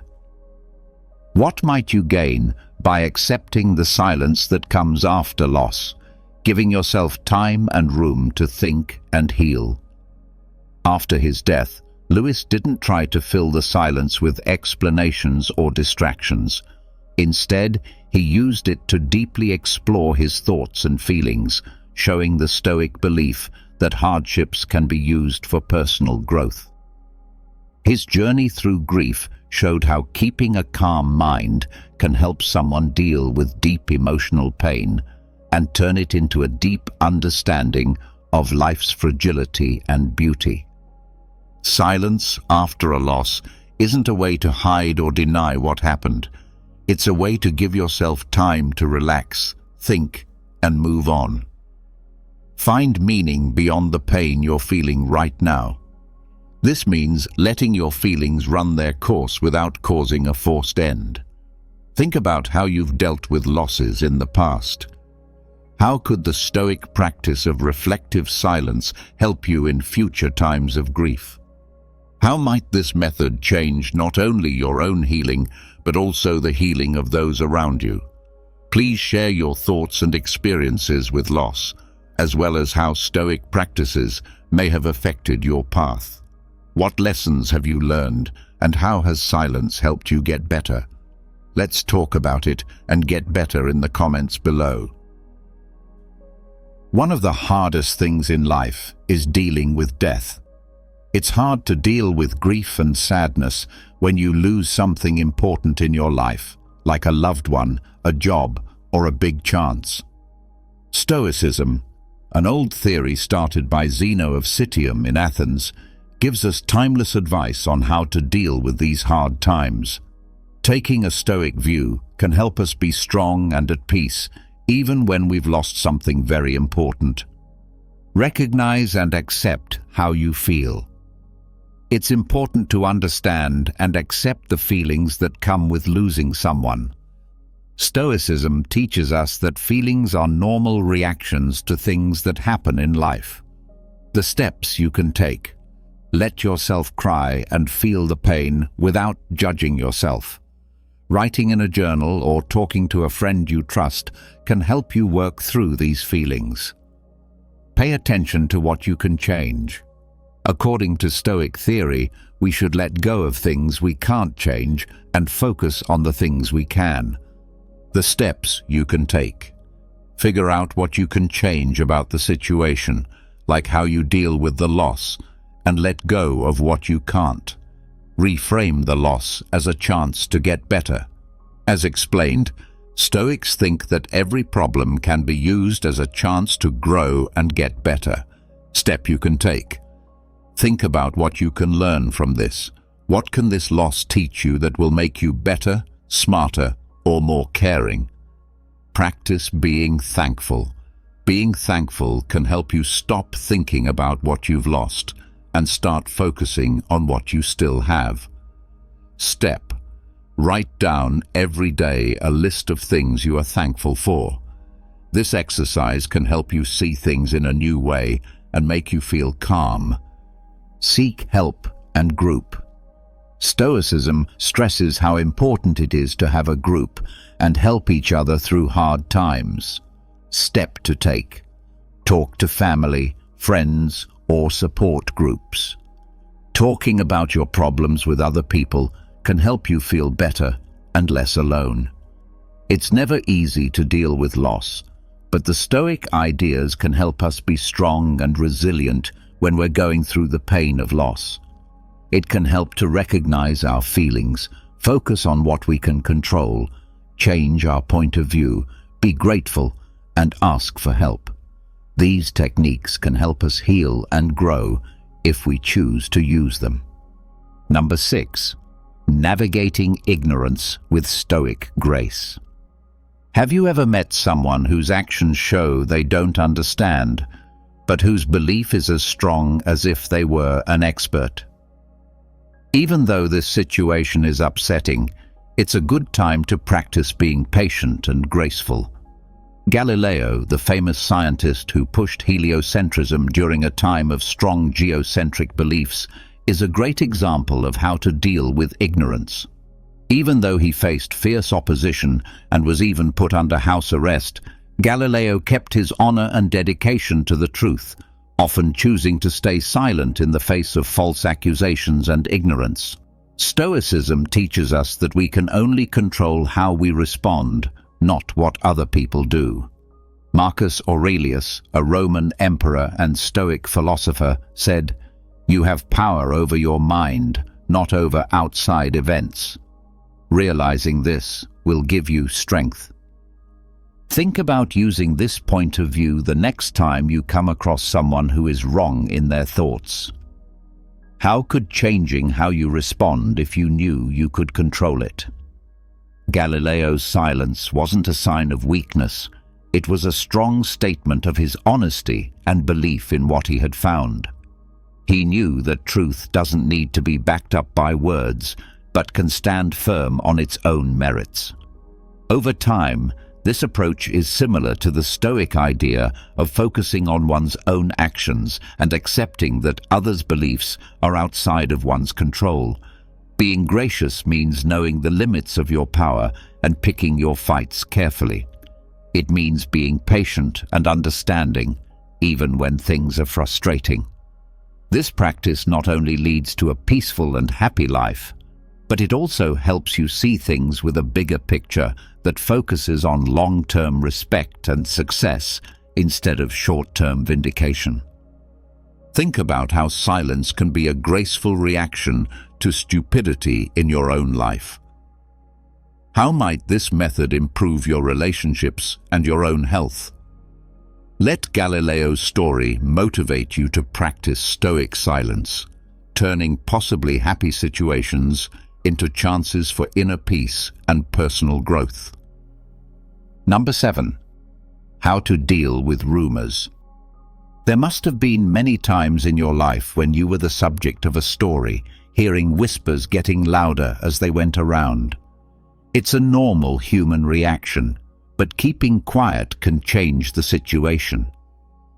Think about the story of a community leader whose dedication to protecting the environment led to false rumors about her personal gain. Instead of addressing each rumor, she stayed focused on her work, remembering Marcus Aurelius's words, "The best revenge is to be unlike him who hurt you." This leader's decision to remain silent and continue her advocacy let her actions speak louder than any rumor. Her behavior shows an important Stoic concept. It's not outside events that bother us, but how we react to them. How would your life be different if you ignored rumors with silence? What strength could you gain by deciding not to explain, but to keep going on your path? If someone says bad things about you, and it's true, Epictetus tells us to fix ourselves. If it's a lie, this wise leader not only kept the peace, but also told her people to look past the lies by telling them to laugh at them. People who didn't believe in her slowly lost faith, but her calm attitude and unwavering commitment showed that Stoic silence can help you keep your image and self-respect. This story shows how Stoicism can be used in modern life by showing how our reactions to false information can either feed the fire or put it out. It also shows that silence is not a passive choice, but an active and powerful way to let our lives and results show what kind of person we are. Think about this approach the next time you hear rumors. How can practicing Stoic silence help you stay calm and focused? How might it change how other people see you over time? I want you to share your ideas and experiences with dealing with rumors in the comment section below. What have you learned from these events, and how has silence helped you get through them? Your ideas could help someone find their way. Rumors can spread fast, hurt your image, cause a lot of stress, and make things more confusing. It is important to come up with good ways to deal with gossip in a world where information spreads quickly. There is timeless knowledge in Stoic thought that tells us how to stay calm, collected, and logical when we face problems. Keep your emotions in check. It is important to keep your feelings in check when you hear stories. When you react quickly or strongly, it can make things worse and give the stories more weight. Instead, try to keep your emotions in check and look at the issue without bias. Pause before you answer. Take a few deep breaths and tell yourself that other people's opinions don't define your worth. Do things that calm you down, like awareness or meditation, to stay calm. Get clear and get the facts. Thoughts and details that aren't clear often feed rumors. Do not take them at face value. Instead, look into the facts, find trustworthy sources, and gather correct data to find out what the story is really about. Talk to reliable people who can give you more information before coming to a decision. Ask questions and look for proof. This method helps you react based on facts instead of guesses. Think things through before you act. How you react to a story can have a big effect on how true it is. When you act without thinking, you might misunderstand something and spread the story even more. Instead, react carefully and with a plan. Look at the situation and think about what might happen if you do something different. Respond to the rumor in a cool and accurate way if you need to. Sometimes the best thing to do is to be quiet or say something slowly. Pay attention to your actions and personality. The best way to fight back against fake rumors is to show that you are a good person. Over time, stories can be put to rest by always being honest and showing what kind of person you are. Keep following your beliefs and ideas in everything you do. Take actions that are good for you and show who you really are. The more you act the same way over time, the less likely it is that false stories are true. Practice not caring about what other people think. Stoicism tells you to let go of things you can't change and focus on the things you can. The second group includes other people's thoughts and stories about you. Remember that you can't change what other people think or say. Pay attention to what you do and how you think. Accept yourself and have faith in your ideals, no matter what other people say. Stoic ideas like controlling your emotions, finding the truth, responding wisely, being constant, and not caring what other people think can help you deal with rumors in a balanced and logical way. By using these tips, you can handle the problems that stories cause with poise and strength, protecting your honor and peace of mind. Number 8. When confronted with injustice. Stoic philosophy teaches us to deal with life's problems with fairness and inner strength. This is especially important when we face unfairness. As the wise Epicurean said, "Bear and forbear." This maxim tells us to go through hard times without complaining and forgive others for their mistakes. Nelson Mandela fought against racism in South Africa in a way that made this theory very clear. Mandela's long time in jail could have made him angry, but he came out as a supporter of peace and unity, showing a deep Stoic resilience. Mandela didn't just stand there and let injustice happen. He chose to focus on healing and unity instead of getting even. This choice shows a key Stoic principle. Our biggest power lies in our ability to choose how to react to outside events. How might our own lives change if we followed Mandela's lead when it comes to the unfair things that happen to us? Can we choose to show understanding and kindness even when it seems impossible? By staying quiet when unfair things happen, Marcus Aurelius wrote in his Meditations that the best way to get back at someone who has hurt you is not to be like them. By choosing not to get into a fight and instead developing a spirit of healing and forward thinking, Mandela changed the way a whole country thought about justice and peace. His life shows us that silence is not a sign of submission. Instead, it can be a powerful tool for change and a sign of personal integrity. This Stoic way of thinking doesn't mean passively accepting injustice.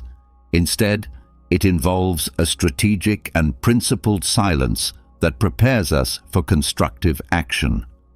It's about keeping your inner peace and using calm to inspire thoughtful solutions that address wrongdoing and foster a collective move towards a better future. As we face both small and large injustices, let us remember Mandela's silent strength. His legacy teaches us that sometimes the most profound response is cultivated in silence, allowing us to build a foundation for meaningful change and a happier, more successful life. Adopting this can transform both personal hardship and communal strife, leading us to a more peaceful existence. Everyone has to deal with unfair situations at some point in their lives. As a Stoic, it's important to handle these scenarios with calmness and knowledge. The ideas of Stoic thinkers like Marcus Aurelius, Seneca, and Epictetus can help you understand how to deal with unfair situations. Focusing on what we can control, staying calm inside, and reacting logically are some of the things they stress. Keep your peace inside. Marcus Aurelius says that no matter what is going on around you, you should keep your mind cool and collected. Emotional regulation. To keep your emotions in check, do things like deep breathing, being aware, and meditation. Accept what you can't change. Know that you can only change how you react to other people's acts. Answer logically. Think before you act. Instead of moving without thinking, stop and think about what the best thing to do is. Try to understand. Try to figure out why the unfair thing happened. This can help make things clearer and maybe even show a way to solve the problem. Avoid getting back at people. Getting back at people with anger or revenge only makes things worse. Try to respond in a reasonable and calm way. Take a look at your values.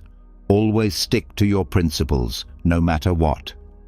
Let your behaviors be based on your core beliefs and principles.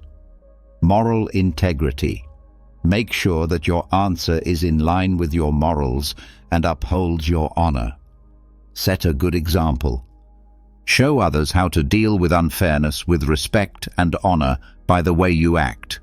Look for constructive answers. Problem-solving attitude. Instead of dwelling on the problem, go into the situation with the attitude of finding ways to solve it. Communication. Talk to the people involved in an open and honest way to try to find a fair answer. Advocate for change whenever you can. Try to make changes to the system that get to the bottom of the unfairness. Grow and learn. Stop and think about what happened. Think about what happened and what you can learn from it. Personal growth.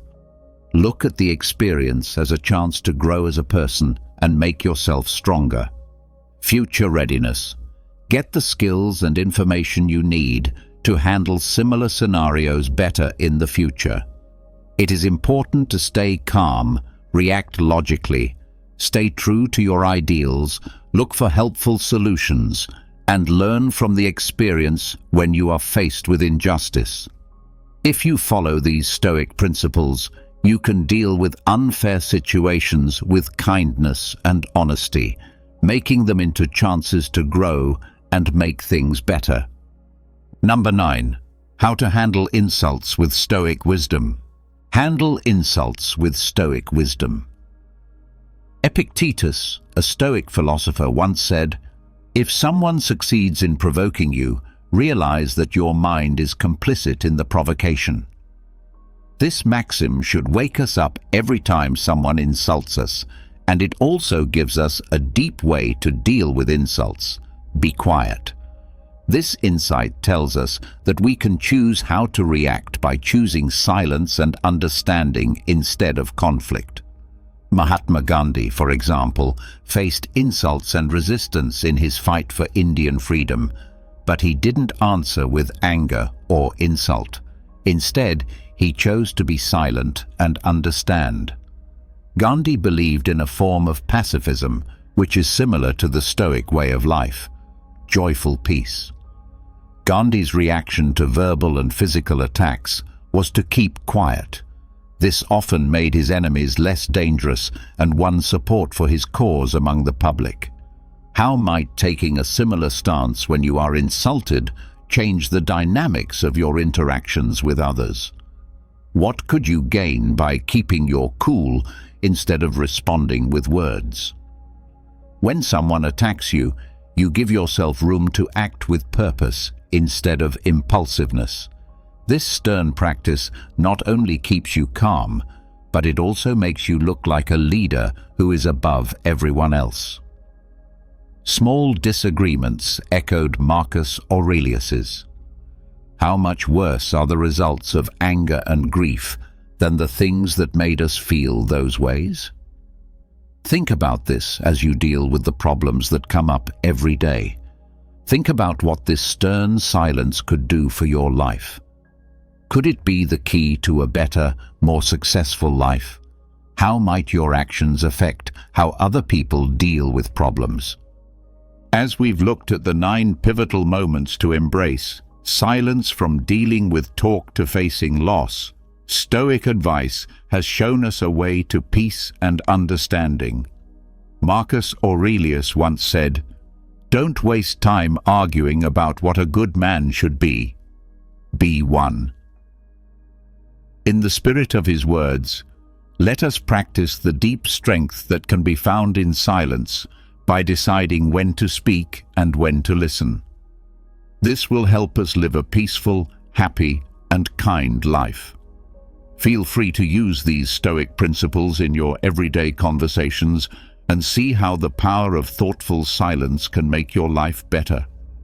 If you found this talk deep and useful, please click the like button, leave a note with your thoughts, and don't forget to share these deep philosophical ideas with everyone you know. If you're new, subscribe to our channel to get more deep lessons in Stoicism that will help you grow. See you in the next lessons.